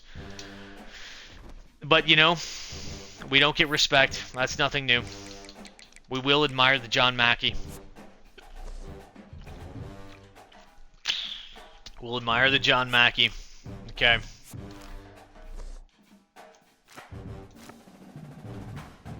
Awesome. Awesome. Trey Nicky. Sticky Nicky. Revelation. And the other thing that I want to see, just this is the pettiness coming out of me. How many drops? Jalen Robinson, I knew it wasn't a figment of my imagination. I don't care he's got 99 speed. 12 drops on the season. That's a little ludicrous. 12 drops. Tramel Hill's got 92 catches and 8 drops. You've got 64 and 12. Jalen, I wish you well in the NFL. If I were an NFL team, I don't know. I don't know about the hands. Feels a little bit, he eclipses 1,000 yards, but it's just, let's see the All-Americans. I saw a little All-American logo next to Sticky Nicky's name, which makes sense. You would imagine he wins the Mackey, he's going to be an All-American. First team All-American for Sticky Nicky. So we've got some, and as you can see, deal breaker championship contender. We still had a great season. He's not leaving. And he may well be a freak. I don't know what his skill caps look like, actually. He's pretty capped out, to be honest. He could get some speed, potentially. We'll see. Maybe some awareness. But he's capped out, for the most part. So, maybe won't get too much better. But he was already the best tight end in the country, so... not much... Corey Soro, the redshirt freshman, makes the national freshman team in the ACC. Doug Grubbs and Sticky Nicky, the only two to make the first team. And Mike White. Mike White as well makes the first team All-ACC. Second team, Corey Soro and Sean Payne. And on the freshman team, Tramel Hills, Garrison Provo, Corey Soro again. Corey Soro had a great year. So we want to look at all that. We always look at the job offers just to see. We're not leaving UAB. Can't. Interesting offers. before we get into, we gotta hire staff.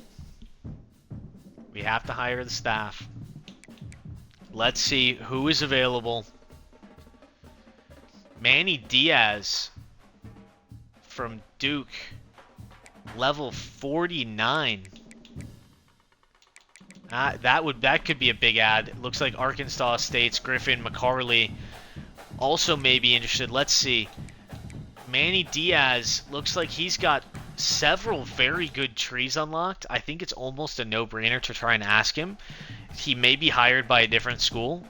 So Griffin McCarley, I really don't want him.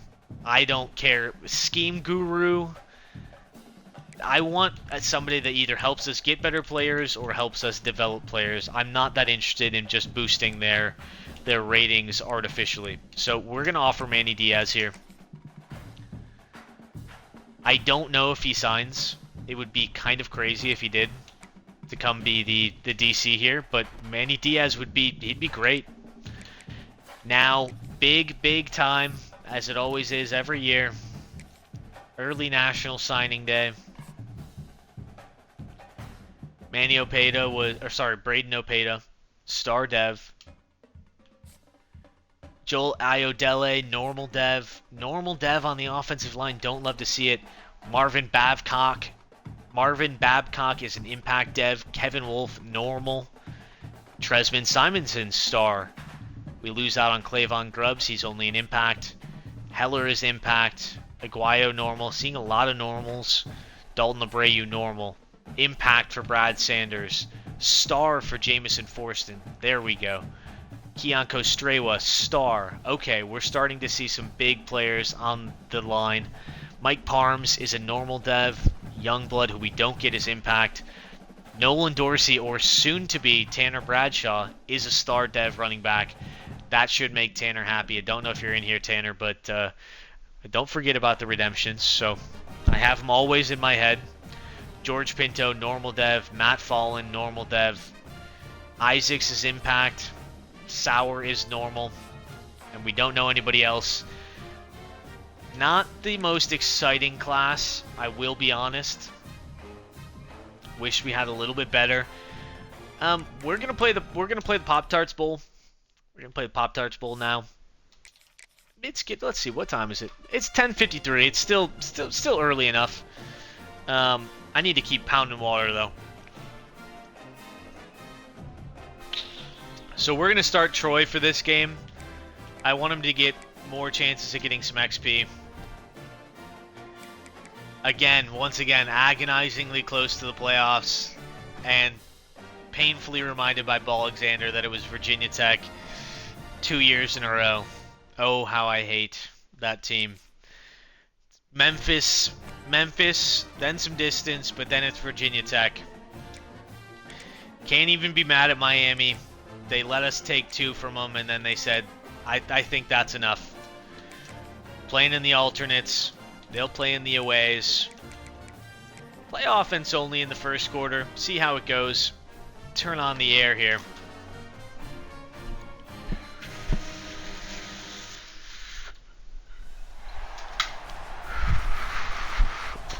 Oh, and look what we have here. It's the Pop-Tart.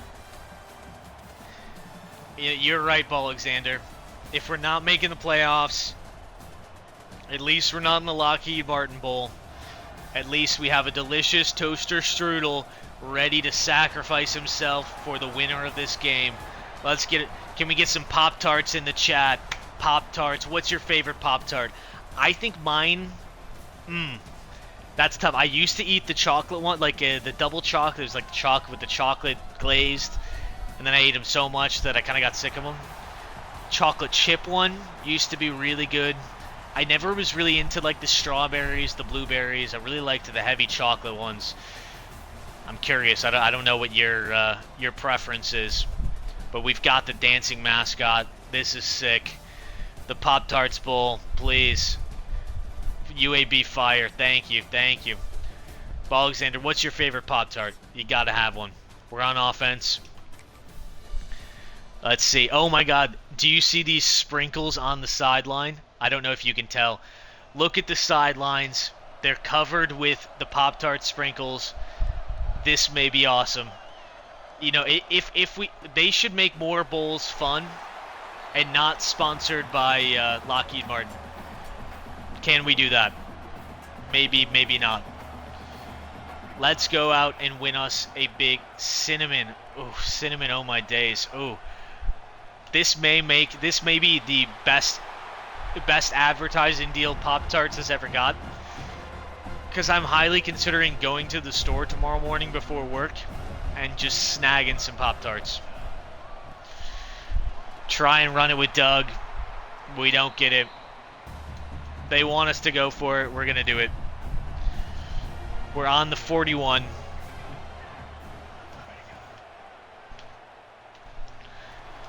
Slayton and a drop from one of our wide receivers. Who could have seen that coming? And UCF makes us pay. They go down and score. That was not ideal. We want this Pop-Tarts Bowl.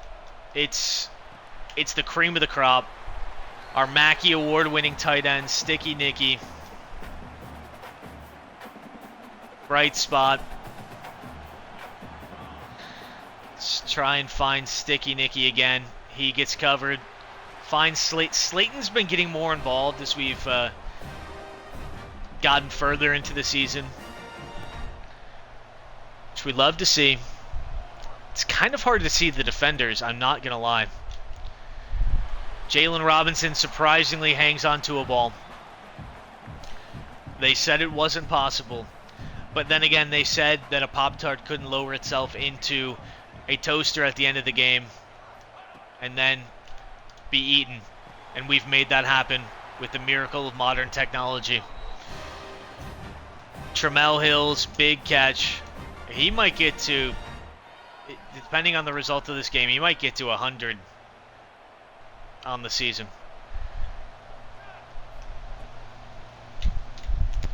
We had the check down. Troy overcooks that one a little bit. He's got some room to grow,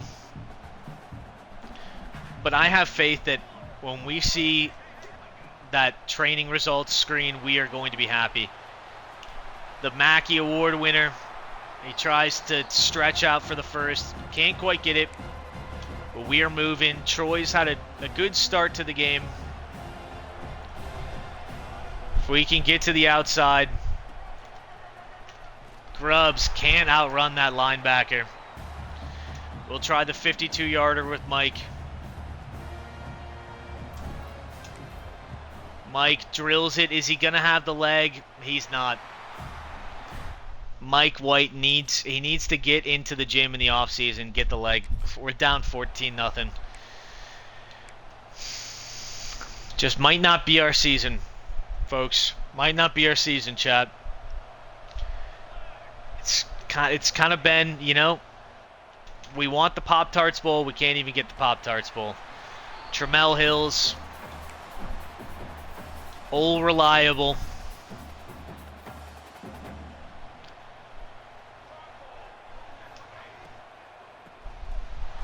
And we just, RPO's not working. RPO's not working.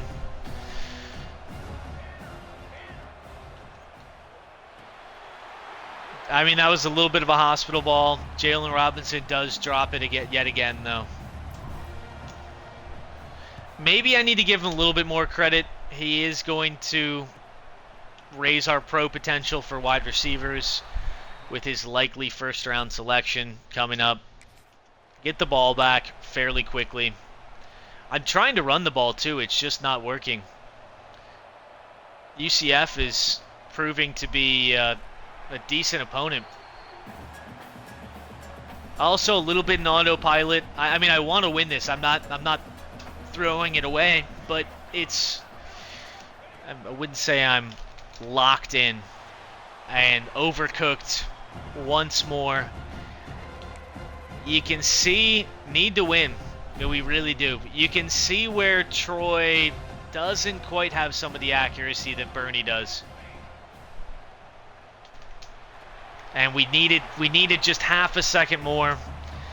Offense is looking dreadful today. Might have to go back to Bernie. Need to lock. If we're locking in, it's gonna have to be going back to Bernie, because Troy's accuracies just aren't there. They just aren't there. We're down 21. It's gonna be time to make the swap. I wanted to try and win with Troy, but it's just the accuracies. I mean, if we go over here, I don't know why it's so far over, given that we're looking at quarterback, but maybe it's actually the throw power, because I guess some of the accuracies are basically in line. But the throw power, the zip on the ball that we get, and also the throw on the run, the throw under pressure is just so much better with Bernie that we have to, if we want to win the Pop-Tarts Bowl, and we do, because maybe I need to update the stream title. Will Coach Wade finally make the CFP? The answer is no. The answer is no. Prevent defense doesn't make a lot of sense to me here from the CPU. But they seem to do that a lot with like 2 minutes to go, and you just get some easy yards. Trey Nicky zings. He's got, I mean, you can see it. You can see it, I'm sure, in chat. You can see the zip on the ball that comes when Bernie has it. He's just got a little bit extra, and he's going to take off with his legs. Let's get it down to a 14-point game. Trammell, run back here. We need you back on the line. Trammell Hills, crispy route as usual. Okay, Alexander. Cinnamon's the top. Your top Pop-Tart. What's number 2? What's number 2? Store's out of cinnamon. Where's your eye going next? Berry. It's never really been my thing. Sometimes I'll get the Trader Joe's berry ones. Those are quite good. Sticky Nicky can't hang on to that hospital ball. We're in Mike White range, but I mean, we want a touchdown here.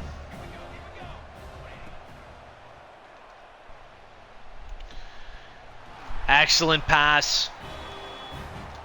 Ezekiel Ebukam, one of our 2 senior running backs playing in their final game as a Blazer.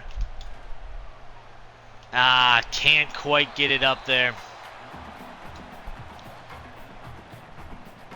Doug Grubbs being, of course, our other senior.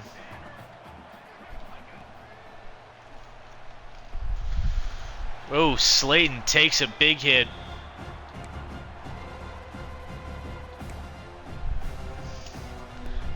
Call a little RPO here. I think we're going to lean on the run here, though. Doug Grubbs slithers his way in for the score. That's huge. We needed that. We're back on offense. Okay, settle down, chat. We can get back in this one. And maybe we even take a quick shot.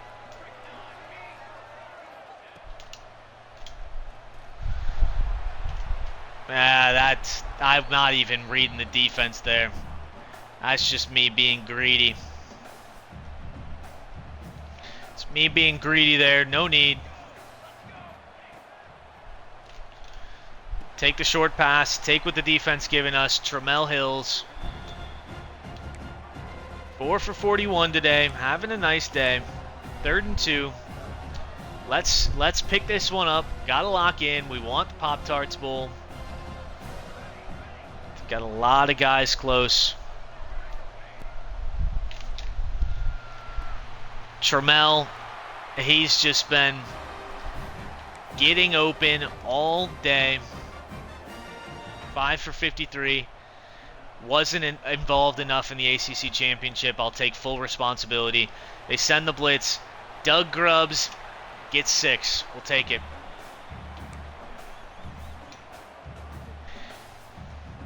Grubbs has been quite nice for us.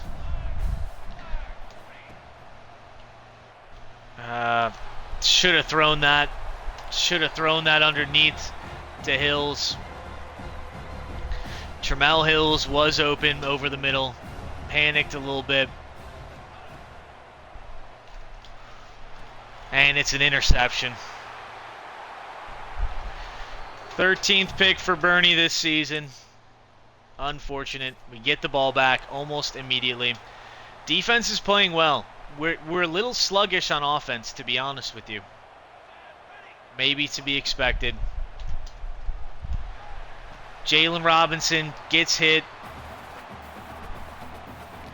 You might need a new playbook in the offseason.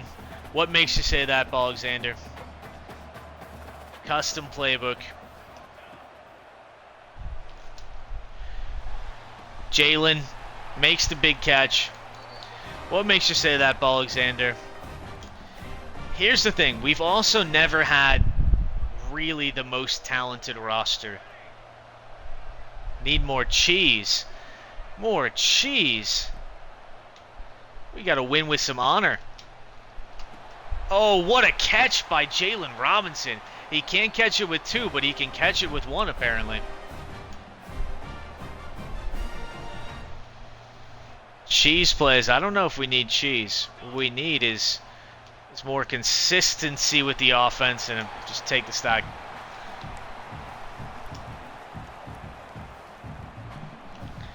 I keep looking deep. That's not how we've won games before. We've taken the easy plays. Sticky Nicky can't grab it. Defense is kind of clamping right now.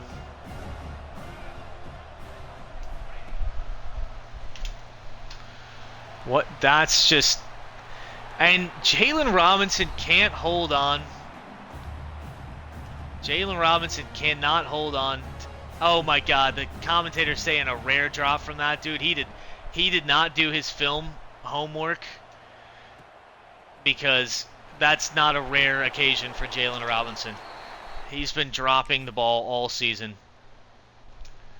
They score a field goal. We have to start scoring if we want a chance of winning this game. This looks like the kind of play where Sticky Nicky can make it happen. Not really making good reads. Not running a balanced offense here. We're just throwing.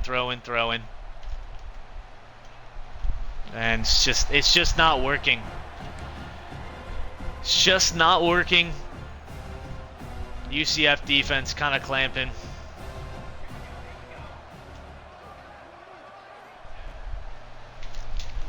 Trust Hills here. Oh my God. That should not have been a legal hit from that cornerback.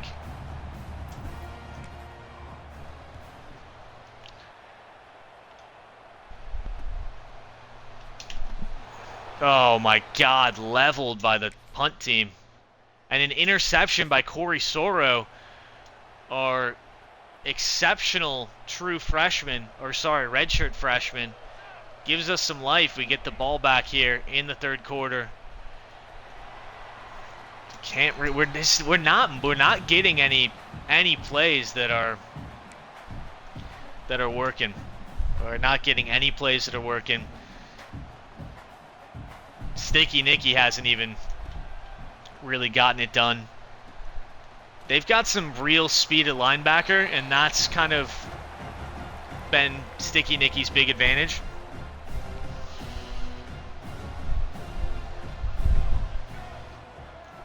Troy in for the fourth.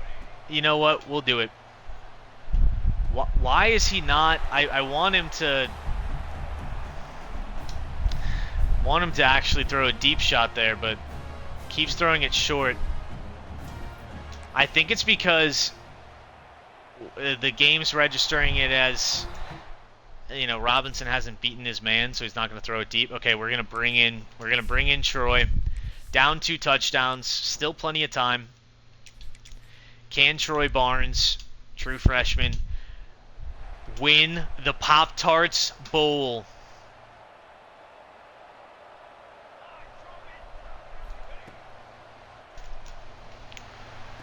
Sticky Nicky making it easy for the freshman. Started the game with Troy Barnes Bring him back in. Just nobody really got open there. Throwing a lot this game. Sometimes that's simply what you got to do. Slayton can't go up and get it. Try to get some space with the pump fake. Hoping for Sticky Nicky. Make it happen. He's been burning slow linebackers on that play all season, and that's why he wins the Mackey Award. Didn't particularly mean to call this play, but you know what? We'll go with it. And maybe that's why our run 6 for 2 today for Doug Grubbs. Senior send-off for the ages.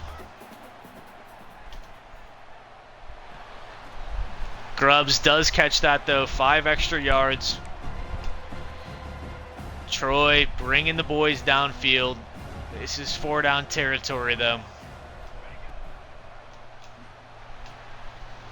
Oh, and he can't haul that in. No, we have to go for it here. Have to go for it here. 2 touchdowns. Doug Grubbs catches the slightly inaccurate pass. But that's a huge play by the senior in his final game.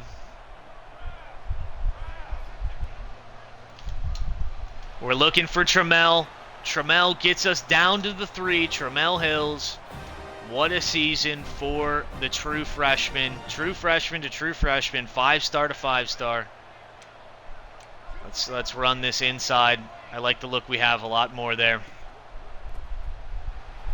And that's just going nowhere. Going nowhere. Pop-Tarts Bowl on the line here. Can we bring it within 7? And Ebukam gets into the end zone. It's a 1-score game. Back on offense. Do you feel the excitement in the air for the Pop-Tarts Bowl? Troy Barnes got 1 back. Can he get another? That's...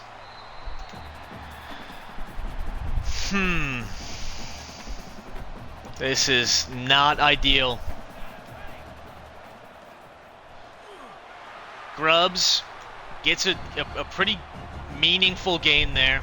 Get us out of the shadow of our own end zone. Gotta get a big play here. Oh, it's knocked into the air, picked off. Pop. And how did we get the ball back? Interception. Holding tenure. You know what? I have no idea how we got the ball back, but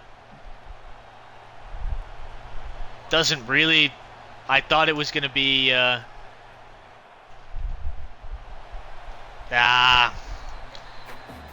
Looked for Slayton. Too much juice. Freshman quarterback. You know you're not going to have the most accurate. Trammell Hills fighting forward. Gets 6. 3rd and 4. 4:14 to go here in the Pop-Tarts Bowl.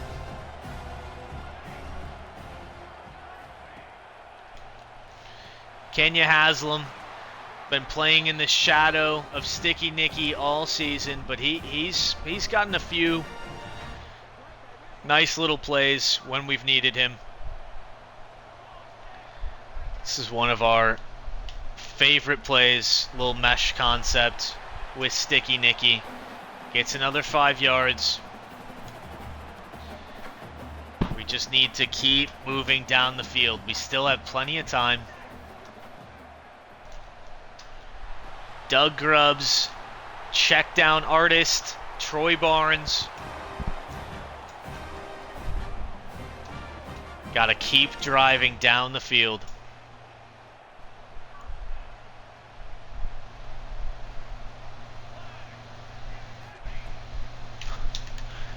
Jalen Robinson gets the ball in space. Huge, huge play.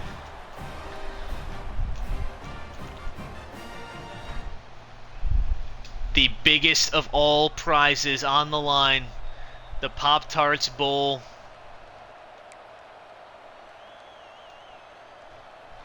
Jalen Robinson catches the ball about 50% of the time, but when he does, often big. Slayton, Sticky Nicky gets injured, bruised ribs. He'll be back soon. Unfortunate. Tramel Hills. Tramel Hills, one man to beat, and he breaks his ankles. Touchdown, UAB.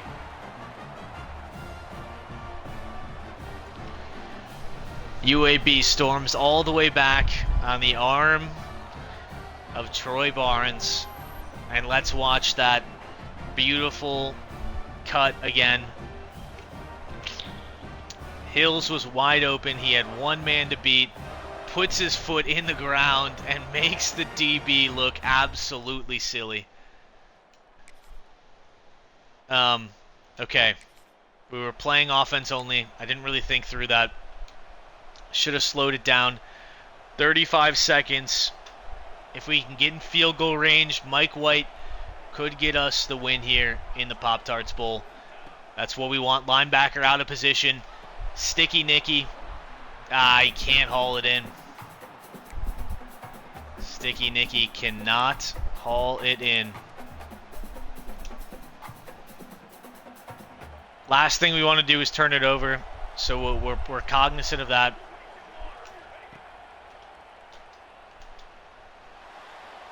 And running back can't hold on to it.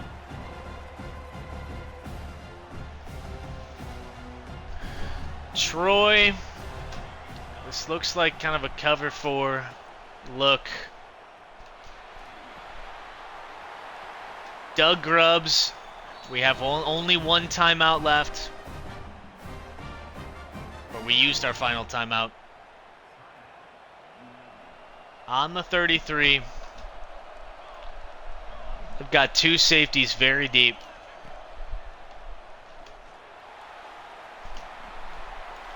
Troy tries to take it himself.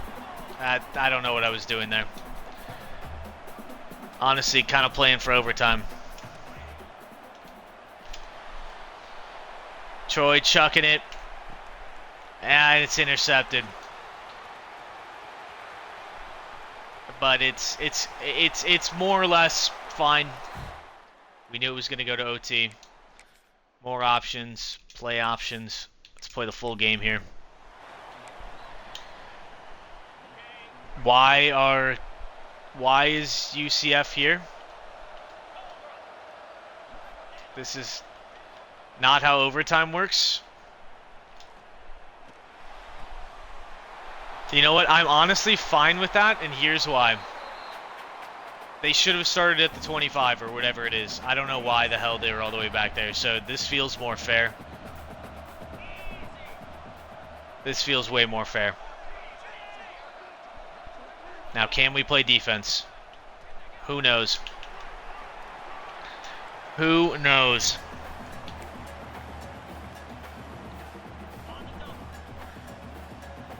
We're blitzing again. Actually, no, we're not. We're playing cover 2.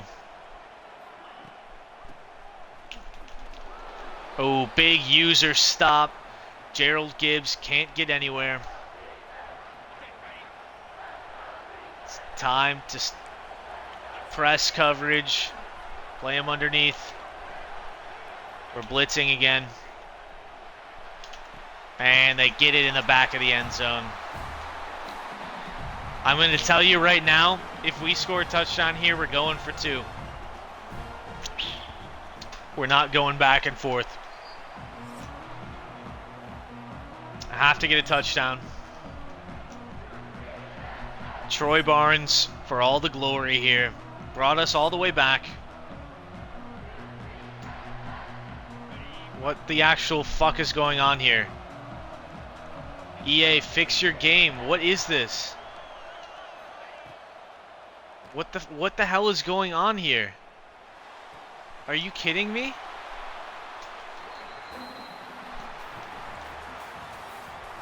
Are you joking right now? Are you actually joking? That's horrible. Fix your game. Fix your game, EA. I'm not even the kind of person that gets mad at these things, but what the actual fuck was that? First, they're not even playing offense on the right side of the field, and then they score, and then we're just back on defense again? That's just stupid. That's really stupid. I can't believe that's coded into the game. Fix your game, EA. How do they even... What do they even put that on there?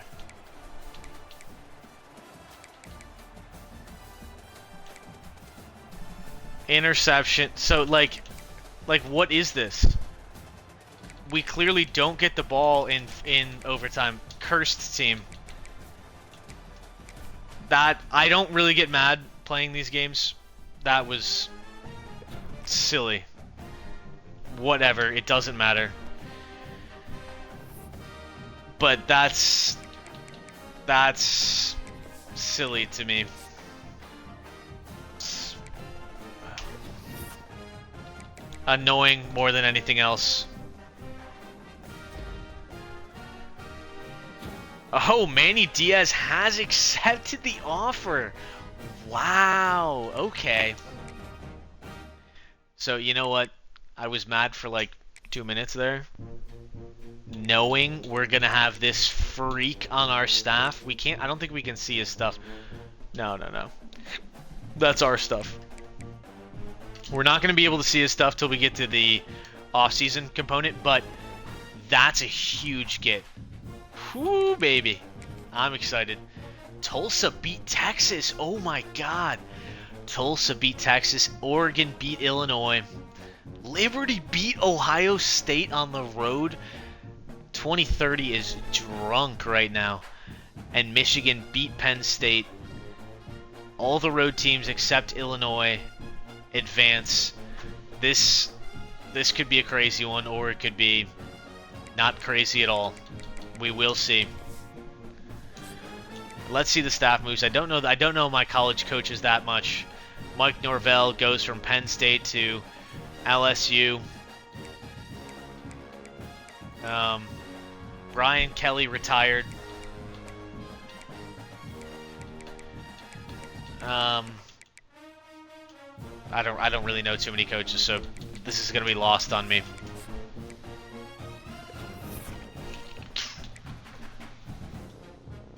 Not much is gonna happen for us, unfortunately, in these weeks. SMU kills Tulsa, Georgia kills Oregon, Auburn kills Liberty, and Miami kills Michigan. So all that upset fun in the first round, any hopes and dreams were squashed. You know what? I kind of want Georgia to win because I think SMU is just extremely overrated. Maybe it's because there are conference foes, but kind of want Georgia to win, and I want Auburn to win because I don't like Miami either. I will say, if that overtime thing had happened in like a playoff game, I would have quit and I don't know, played the game again or simmed it or something. Because it was the Pop-Tarts Bowl, didn't really care. But if that overtime bug happened in like the playoff game or the conference championship, heads would be, wow, Miami shut out Auburn 29-0, and Georgia beat down SMU too. I guess I'm pulling for Georgia in the undefeated season because we're not rooting for Miami.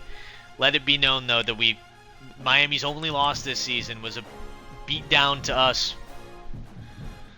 A beat down to us. So we'll keep it going. 850 XP, closer and closer to the next level. Coach stability up to an A+, coach prestige up to an A-. Looks like we finish number 18. This is the end of season recap. Let's see who wins college football playoff.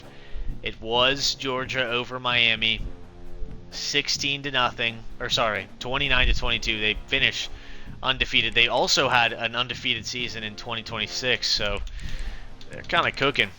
Kirby Smart knows how to have the perfect seasons there. So if we look at the final top 25, we finished at 18. UCF, who we lost to in the Pop-Tarts Bowl, or lost to. Illinois finishes number 9.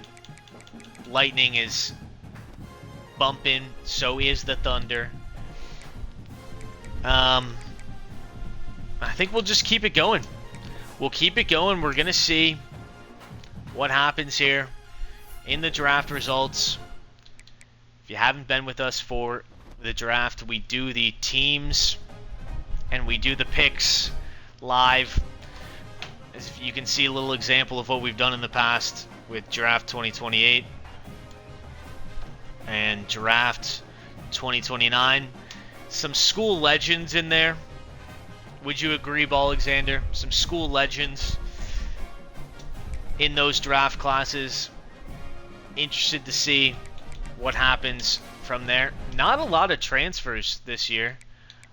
Graduations, of course, but if we go, how do I just go back to the persuasion chance? Okay, I mean, we've got 9 persuasions. We only got 4 players that want to leave, so all legends. Sean Payne, we persuaded him last season. He's not coming back again. I mean, he was great for us. I'm not going to pretend that it doesn't hurt. But he doesn't want to be here anymore. Benjamin Ware, our backup quarterback, that was like a true backup, didn't play at all. He wasn't getting playing time, and he wasn't going to. So, makes sense. Dennis Prude didn't like our playing style. He is gone. Sterling Nix, he's also gone. So we don't get any persuasions. Here's what we have. We've got Jalen Robinson, a projected first-round pick, and Robbie Cobb, a projected third-round pick. Is there anybody else high enough overall? I mean, maybe Doug Grubbs or BJ Burks gets picked. It's possible. Not the most likely, but we will see. My only regret, I wish we had just one more level before this, because I had in my mind, I wanted us to get the bonus. I wanted to buy this first level here, the bonus XP for wide receivers and tight ends when they're drafted, because Jalen Robinson's about to get drafted. So that's unfortunate. Maybe Manny Diaz has that. He does have that for linebackers, and Robbie Cobb is linebacker if I remember correctly. So Manny Diaz, let's kind of just check out his abilities. Oh, he's got some good recruiting abilities for linebackers. It looks like he's done a lot in this strategist tree. So visits are going to have a bigger impact kind of all across the board. I don't know why he did this for kickers too. Very funny. Boost to complimentaries. So Manny Diaz, he's looking like a sneaky good hire. Maybe not even sneaky good. He's just got a lot of things unlocked. He's got QBs getting an off-season training boost, defensive linemen and linebackers too. Of course, we have that unlocked. I think Lance Taylor has it unlocked. So QBs are going to get a triple down on the off-season boost. How high will Troy go is the real question. Okay. Nothing much more to do here. Alexander, I know it's getting late, but I'm kind of... I kind of want to see how far we get. Pro potential updates, of course. Let's see the draft results. Let's see the draft results. So Jalen Robinson, of course, does go in round 1. I've got the thing already up. We're randomizing the teams in the list, and we're randomizing the number generator. Jalen Robinson is a first-round pick. He goes number 12 to the Philadelphia Eagles. To the Philadelphia Eagles. And that's huge because you can look up. He teams up with I guess I was going to say former teammate. He never played with Bryce Baker, but he's going to, if Bryce Baker hasn't gotten cut yet, he was a 7th round pick by the Eagles last season. The Eagles go big. Maybe it's Jalen Hurts. Maybe it's Bryce Baker has taken over here in 2030. Jalen Robinson goes in the first round with the 12th pick to the Philadelphia Eagles. I'll put this in the chat. I was just typing it out. So huge. Bryce Baker took Hurts' spot. You know, in this world, I can see it happening. Jalen Robinson was only with us for 1 season. You can see his stats. He had a lot of drops. Baker showed it when he balled out. He did. 14 drops. Kind of unacceptable. But we'll see where Robbie Cobb ends up going. He had a nice little season. Didn't seem to get a ton of tackles, but, you know, sometimes those things are hard to predict. So Robbie Cobb, he's a 3rd round pick. He goes number 8 in the 3rd round to the Houston Texans. So Robbie Cobb, he goes in the 3rd round. 8th pick, Houston Texans. So that is the draft. Only 2 players we sent to the draft this year. It's fewer than we have had in years past, but we're becoming a little bit of a top pipeline to the NFL. We've got 1st round picks to the NFL in 3 straight years. 2 wide receivers, 1 defensive tackle in Cornell Burden that went 2nd overall, which is kind of crazy. But, you know, that's how it goes. So the real question, and Alexander, I will go through this and get all the way to off-season training, which I know we're both excited to see, but I need you to stick with me. I don't think I can do it alone. So if Opeta hasn't flipped yet, he's not going to. Neither will Clavon Grubbs. So you tell me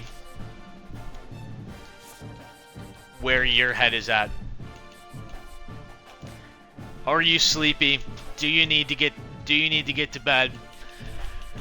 Because we're gonna have to go through the whole transfer portal, which once we get it set up shouldn't be too bad. But it is something. How long? That's the thing. It depends. It depends how long it's... How much do we care about improving in the transfer portal? You know? How much do we... You know, just try and lock down the guys we already have on our board? Here's the thing. We're not going to be adding... We already have a ton of guys signed. So we're really just putting some hours back on here. Sending the house on Bland. We're getting Bland and Decker. They're going to be our backup QBs. Dante Edmonds. I don't know. I'm debating if we cut it here, because the thing is, I don't love starting a stream with just hella transfer portal. I like being as close to getting back into the games as possible. I know that's not always possible. We're trying to land all the guys that we already had on our board.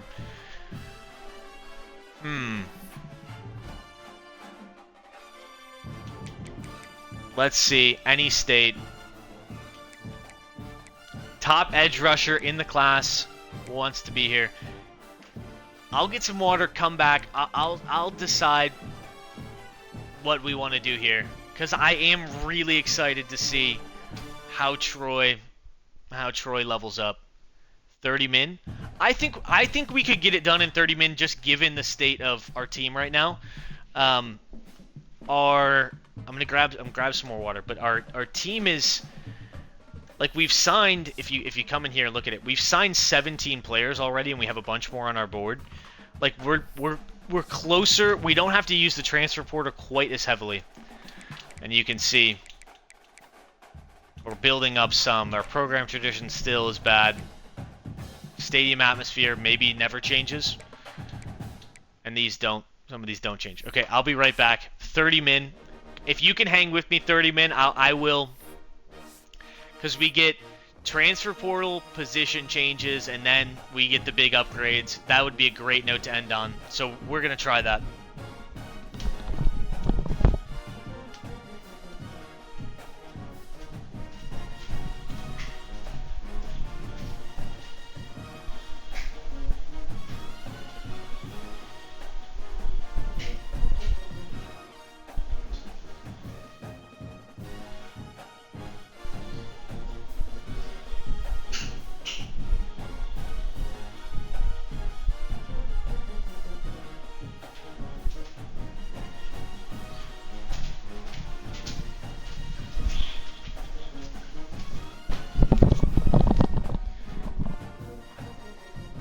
Okay, so let's do a quick overview of what we have and what we need.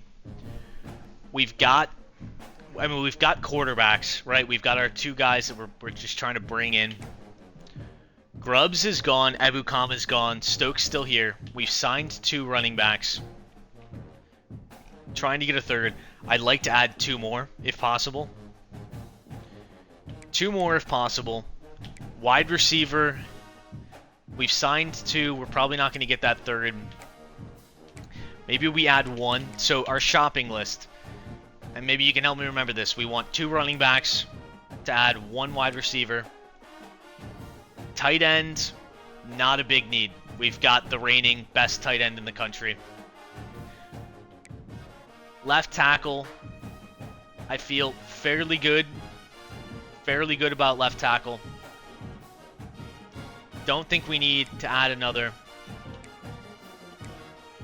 Maybe we add 1 offensive lineman. But we don't need a ton. So 2 running backs, a wide receiver. Maybe we just look at the offensive line. We don't need. We've got a ton of edge rushers coming in. Could use maybe a real dog because we've got some 3 stars, some young guys that are not going to come in with high overalls. Could be worthwhile. We're not losing any D tackles. Maybe we sign 1 extra one. We're going to have a great linebacking core. Maybe we sign a middle linebacker. 1 middle line. We're losing 2. Anthony Vildor was still here. He's going to lead the room. We need cornerbacks. Cornerbacks, free safeties. Okay. So we're just going to start at the top. Don't need quarterbacks. 2 running backs. Let's get them on the board. Juan Veal, we're second on his list. Let's get him in. He's a sophomore. I don't want. I'm trying not to get these juniors because they leave. I feel like fairly instantly. But I would love to steal a player from Pitt. So, all that said, we're gonna get 2 running backs. Like I said, we want 1 wide receiver. Are any of them interested in coming to us? DeMar Ezekiel, a route artist. Maybe we bring a route artist in. Speedster worked out very well in that we got a first-round draft pick out of it. But we'll take a look. We'll take a look. DeMar Ezekiel. We're good on tight ends. If there's any really good offensive tackles, I'm tempted on I don't know how you say Viliami Ta'amu from USC. I'm almost more interested in Sauer here. Although he has the play style deal breaker. Never can have too many studs. That's a great point. Championship contender, I feel better at that. It's also he'll be a senior, so the deal breaker won't matter really. Ohio State, Chris Toon, left guard. It's open, but I don't know if I love that. I'd rather be higher up. I feel like it might be too high of an investment. Artmore. No, I don't like the playing style deal breakers if we can avoid them. Craig Mayer, let's get a pass protector in. We don't need to get a center. If we can get a top, yeah, if we can get Chad Spicer, I'd love Chad Spicer on the team. The #1 overall transfer in the class. Has us ranked 4th. And he's a sophomore too, to boot. Playing time, Zach Wren, speed rusher.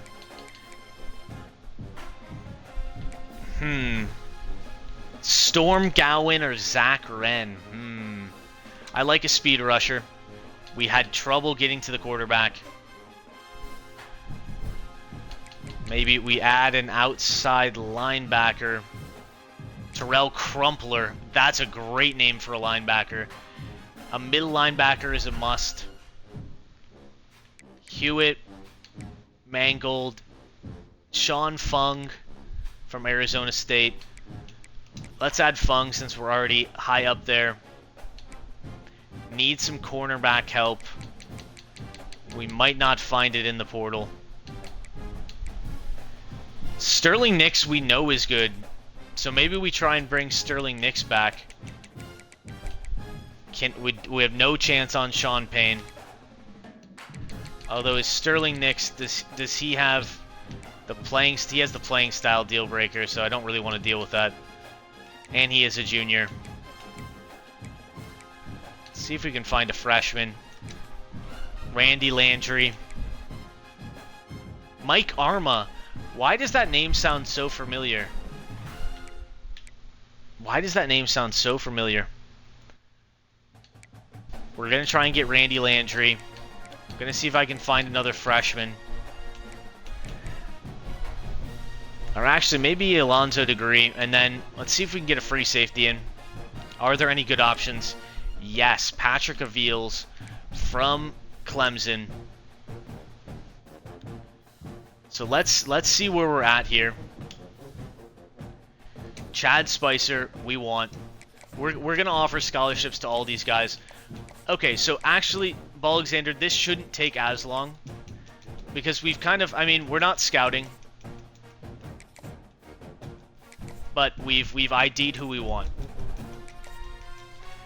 And we want to put a bunch of hours into a lot of these guys. We don't want to exit recruiting. So let's just go position by position. We got 50 on each of the QBs. Kona Bunting, he's seeing he's not going to get playing time if he comes, which is that's a little tough to sell him. He's got good speed. I mean, he's probably not going to get the playing time, to be honest. So we'll keep him on here in case one of these guys drops off. But we're going to put 50 on Veal, 50 on John Jennings. We'll put 50 on DeMar Ezekiel. We've got a pretty deep room there. Vilami Ta'amu. Put 50 on him at left tackle. 50 on Craig Mayer. I feel like we recruited Craig Mayer. I can't be sure of it, but I'm pretty sure. Chad Spicer is a must. As is Zach Wren. Bring in the big boys while the young guys develop. Terrell Crumpler. Probably recruiting him on his name as much as anything else. Sean Fung, come on down.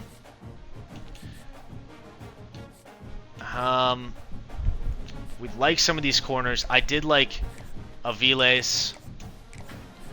I mean, we're going to be able to put hours on pretty much everybody. We're going to decide between one of the two corners, whoever we like a little bit more. We're going to go with the freshman. And Legree's going to get 40 for now. But as you can see, Alexander, it is a little bit faster when you don't have to recruit your entire class in the transfer portal, so the stakes are a little less high. We're really patching holes this time. We're going to sort by recruiting stage. We can see Thaddeus Kuhn, Deontay Edmond. Thaddeus should commit this week. And then we'll have the hours to free up. So let's keep it moving.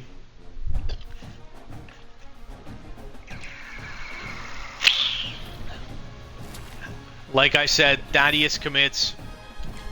I like all the firsts that I see on this screen. Rand exposure still not in the best place.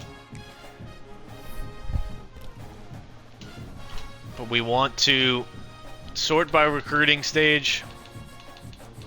Thaddeus joins. Kona Bunting. He's still not super happy. Kelvin Decker into the top 5. This is really the only thing you got to go in and do is just change the hard sell. Or activate the hard sell, I suppose. So you make sure you get him. Deontay Edmond, I still think we might be able to track Wisconsin down over the course of this recruiting period. We're going to keep Juan Veal on 50. Craig Mayer on 50. Maybe it would behoove us to guess some of these. But I'd rather wait. Championship contender coach. Some of these I'm not 100% sure, and I'd rather be 100%. I think it'll help us. So we've got a full board, so there's not much I can do. Like we don't want to remove anybody because I think we might be able to sign a full class. So we're kind of going to keep it business as usual here. We've already signed a ton of players in this class. What a difference from last season. There's not much we can do with the board. I know I'm leaving hours on the board, but there's not much you can do. John Jennings reaches the top 5. A lot of these guys, they're next level in recruiting. Am I blitzing through this too fast? Perhaps.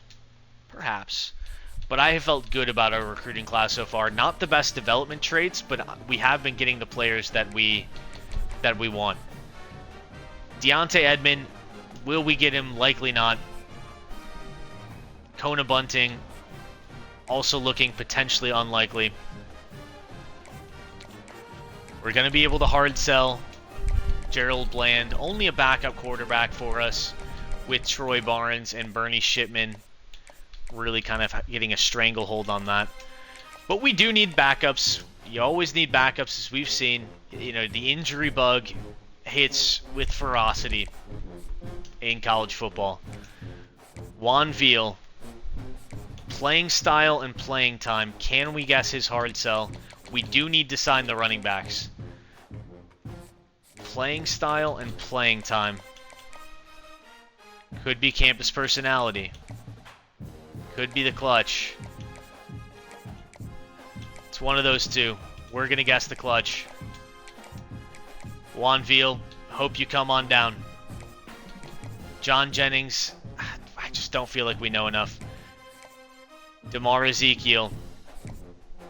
Conference procedure. I just don't feel like we know enough on some of these guys. Maybe it's time to start guessing.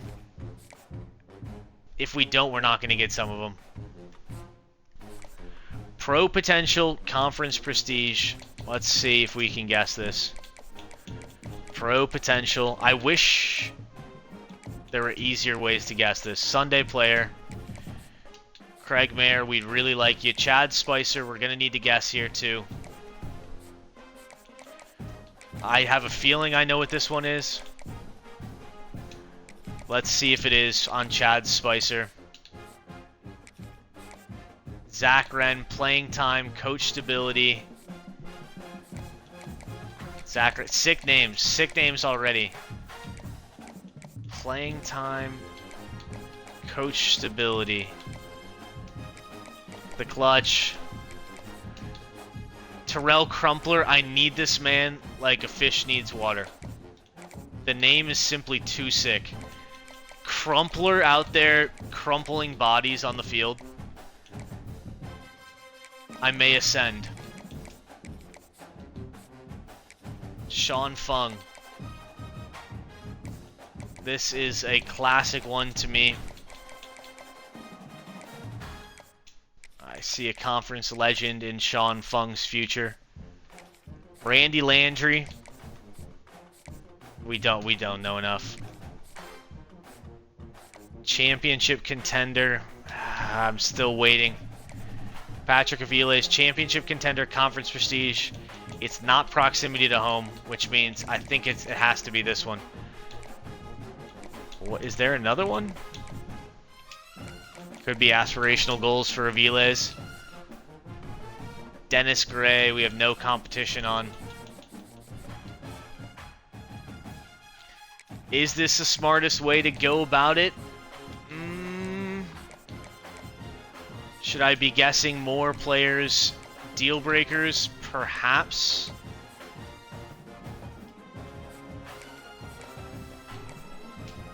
I don't know. I'm not going to think about it too hard. Admittedly, I want to get to training results. Training portal is sick. Seeing your players develop is even sicker. Even sicker. Oh, Chad Spicer, we are so close on. We guessed the hard sell right. Oh, man. I have no idea what will happen. Visits do nothing, by the way, if you're like, why don't you schedule any visits? There's been things showing that they do nothing. We guessed right here. Ta'amu. We're not going to get... What we might do here, the guys that we're clearly not going to get, Craig Mayer, not going to get. We might take them off the board. Juan Veal we actually are going to get. Huge. The guys where it's a toss-up,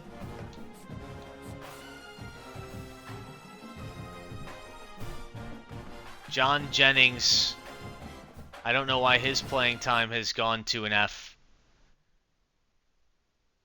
I don't know why Zach Wren's playing time has gone to an F.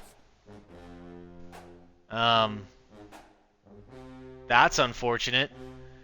Why is their playing time going to an F? Is it because now the game is thinking of them as seniors? That's so fucking annoying. Oh my god. That's definitely why it is. Terrell Crumpler looking likely to sign.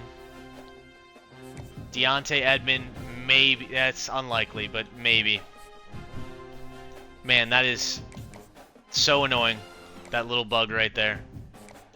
I don't know if you guys are understanding what's going on there, but essentially in the 4th week of the offseason, it's moving these transfer juniors to seniors, and the way senior playtime is calculated, obviously they're not going to get playtime in the next season, so their deal breaker is always an F, which doesn't matter when they're on your team. But before they're on their team, it's then locking you out of recruiting them, which is silly to me. Yeah, the bugs are not ideal. And even Kona Bunting has this like playing time bug. Although we might actually be able to fix his. We can't come away from here. We'll be good on all these guys back here. Running back, I just refuse to be in a position again where we have 4 running backs. So I might if we take Jennings off the board, what happens? Kona Bunting still can't be recruited. We're taking both of them off the board because we have one more running back currently on the roster. We're gonna sign 2 more. It has to happen. I don't care how good they are. We're just not gonna get put in a spot again. Let's see. I want guys with no offers. And who knows? Maybe one of these guys will end up being good. We're gonna add. Maybe this is overkill. We're gonna take off the junior. We're gonna add these 2 sophomores though. And hopefully 50 is enough to bring us into the top 8. Because remember last season we had some guys that we didn't quite get into the top on, and then it didn't register for us. Other than that,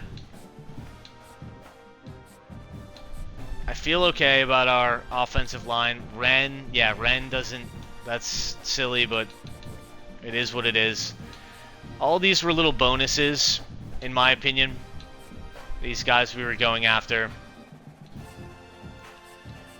We could maybe use to add a cornerback or safety or 2. And then we're just going to sim and kind of see what happens from there. Transfer portal, not prospect list.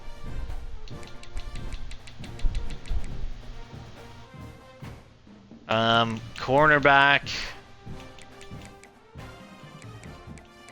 He's got an offer from Auburn. Guys all got offers. Sterling Nix has no offers. Maybe we bring him back. We bring back Sterling Nix.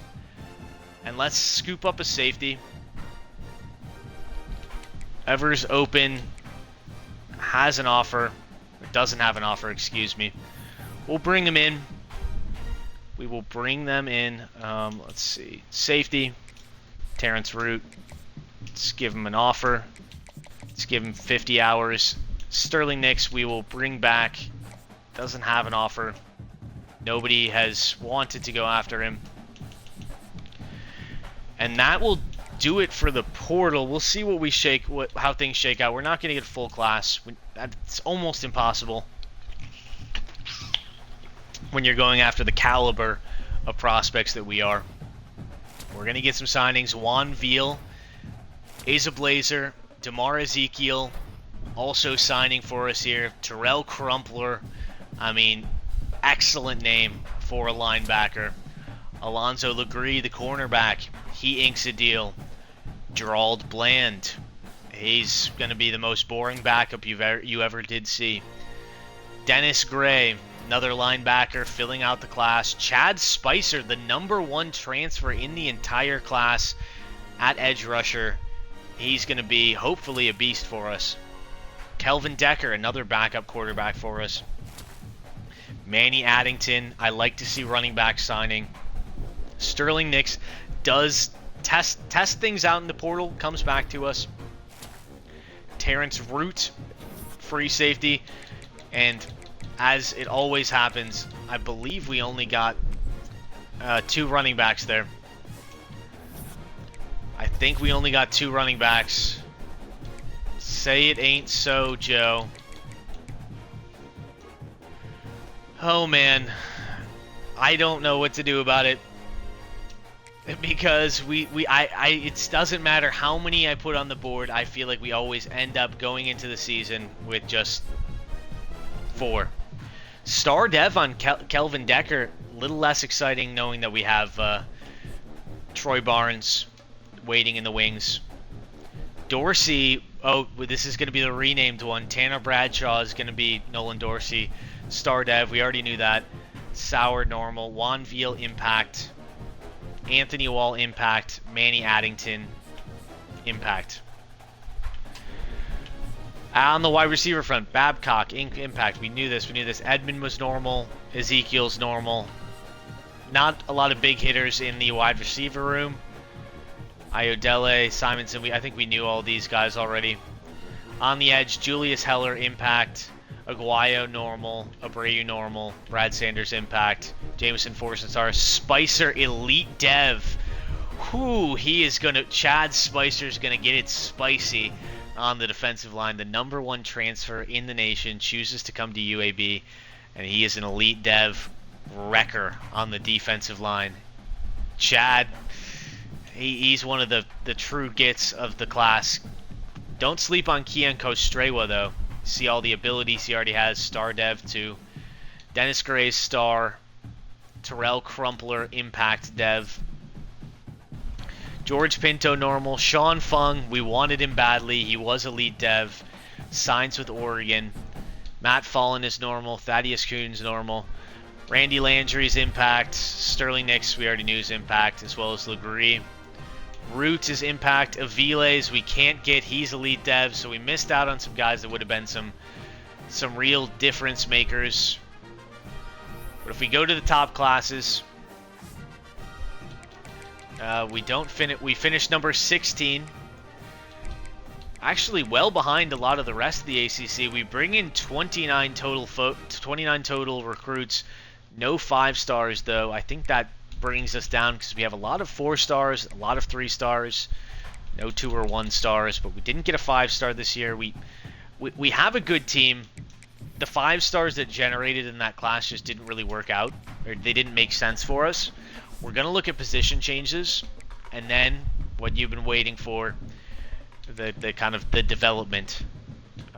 So I don't know where the other quarterback we signed is. Is there the athletes tab? Ah, yes. So Bland could be QB4. I suppose he could also be... He could be a running back. We need running backs. He's got some speed. He's got 87 speed, 88 excel. I think we're going to put Gerald Bland as a running back. We are going to we'll roll with 3 quarterbacks. That's fine by me. Chancey Sauer. Again, we need depth at running back. So we'll roll with 3 QBs. I'm fine with this setup. Troy. Decker's kind of the break glass in case of emergency. But we've got Troy and Bernie. Bernie has F playing time, but he's a senior, so that's just they always have F. Now we finally have a running back room of 6 players. You might be thinking, who cares? We've had a running back room of 3 or 4 players for so long that I'm just happy to see bodies. I don't even really care how good they are, and you can see we've got Star for... Oh, Dorsey is...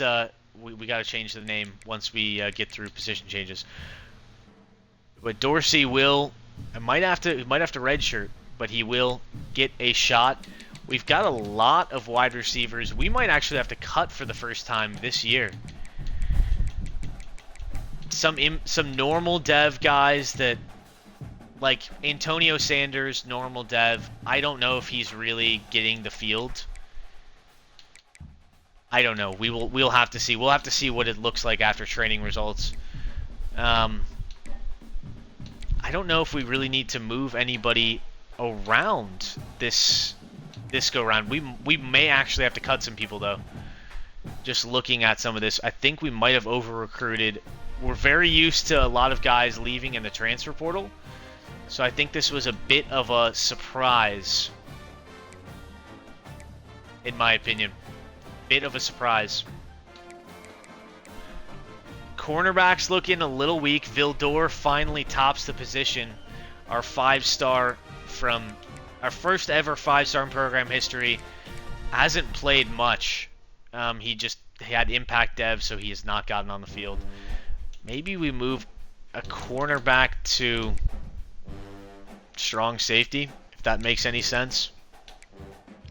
I'm honestly content to not do that. Mike White is a junior now. Dane Moffitt, also a junior. I think, let's see. I think we're good on position changes. If any of these coach abilities, like if this would only impact if they're drafted. Maybe we buy starting quarterback, gain XP faster. I don't know. Maybe we save up. But let's advance. Let's get to the meat of things. Let's see how the roster looks. Alexander, don't let me forget to change that one running back's name. We gain a beefy amount of XP. The team overall never updates in that little thing until you keep going further. Ezekiel's upgraded his dev trait to impact. That's nice. That's nice. It's the only one we get. Let's see the roster. Click in right away so you get the quarterback. Troy Barnes up 7 overall. Put on 5 pounds. Bernie Shipman up 4 overall. He also gets gold off platform and gold mobile deadeye. Speed is even for these two fellas. Awareness on Troy's is going up. Troy ups his throw power. They both up their accuracies. Troy still has a way to go to catch up, throw on the run and throw under pressure. But they're looking quite similar, to be honest with you. Who starts? We had the whole question the entire last season. I don't know. All I know is Bernie is highly likely to get drafted. And so that's going to be good for the development of Troy. And if Troy takes another jump, we might only have him through his junior year. That's why I was saying I don't know if it really benefits us to redshirt him, On the offensive side, we've got some big gainers. Juan Veal. Oh, I guess he only gains 1 overall. Stoke up 7 overall. Manny Addington up 4. All 89 speed guys. Would like to see a little bit more speed out of the backfield. Addington's got some good carrying. None of them have particularly good moves. Veal's got a good spin and a good juke. I'm kind of wondering where their overall is kind of derived from. So I'm not seeing the best. I guess some decent trucking from Manny Addington.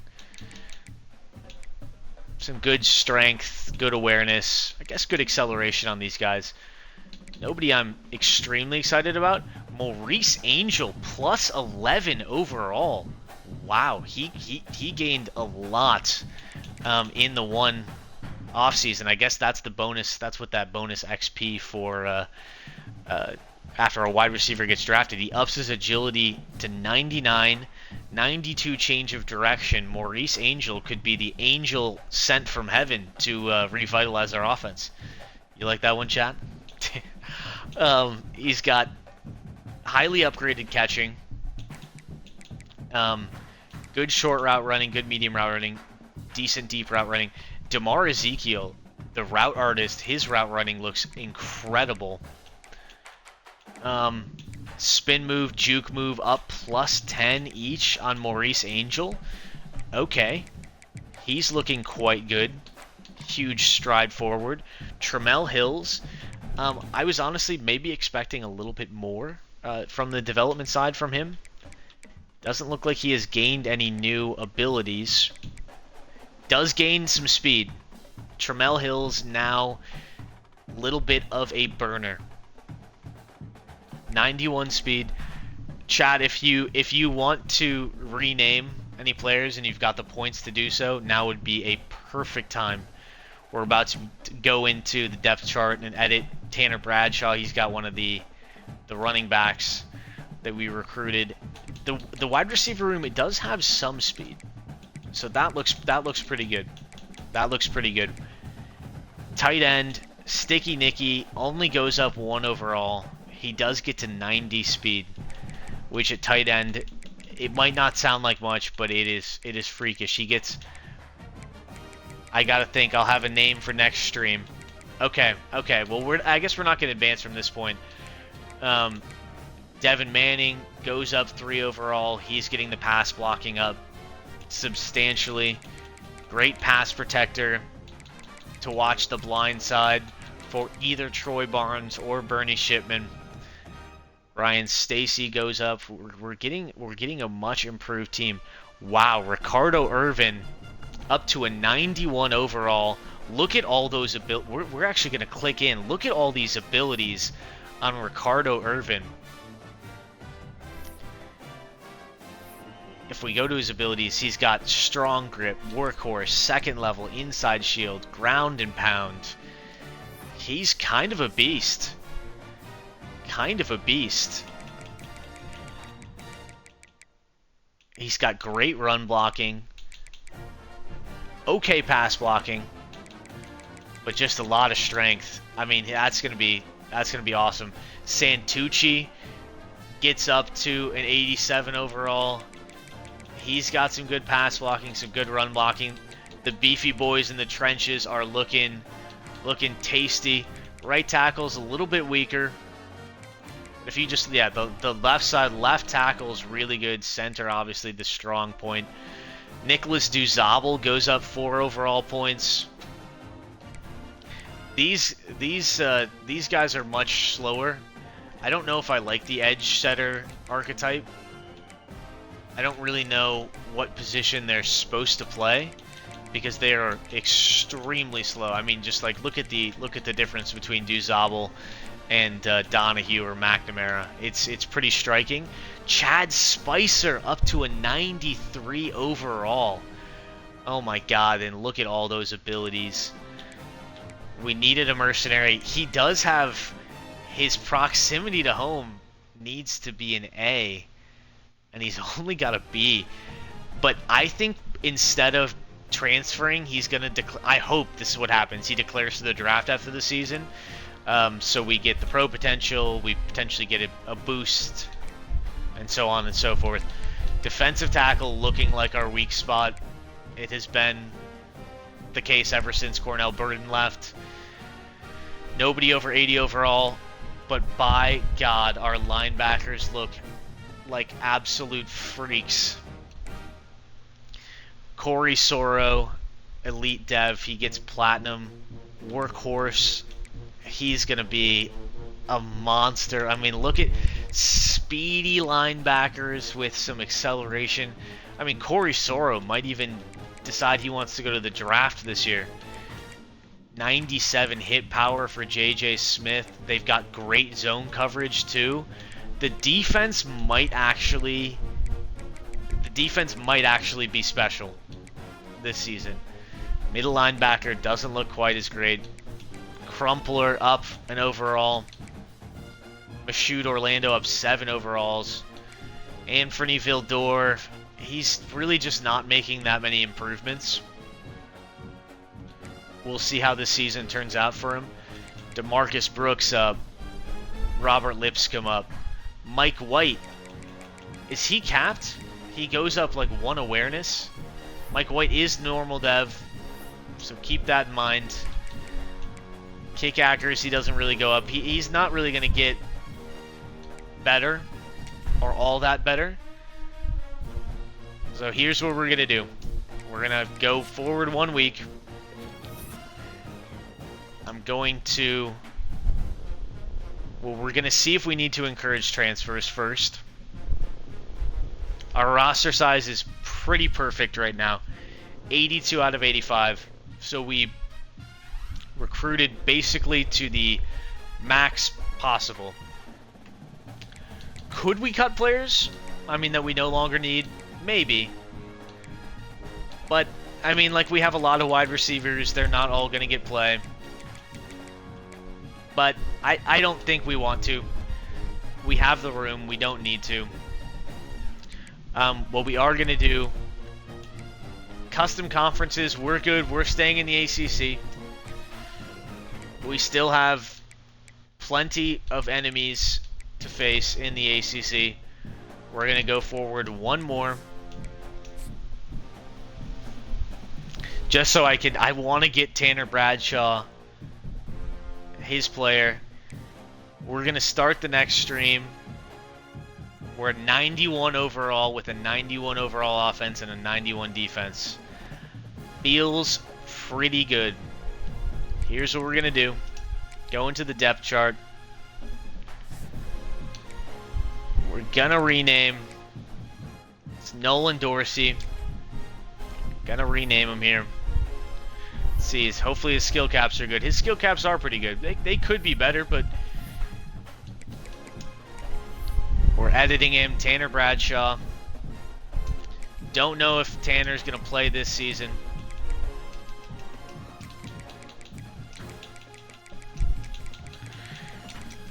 Nope, that's not how you spell Tanner. That's not how you spell Tanner. Tanner Bradshaw.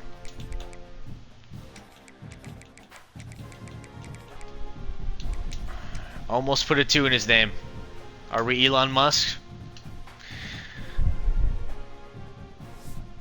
So Bradshaw, I mean, maybe he gets an opportunity. It's honestly unlikely, given the state of the room, and he's not going to transfer.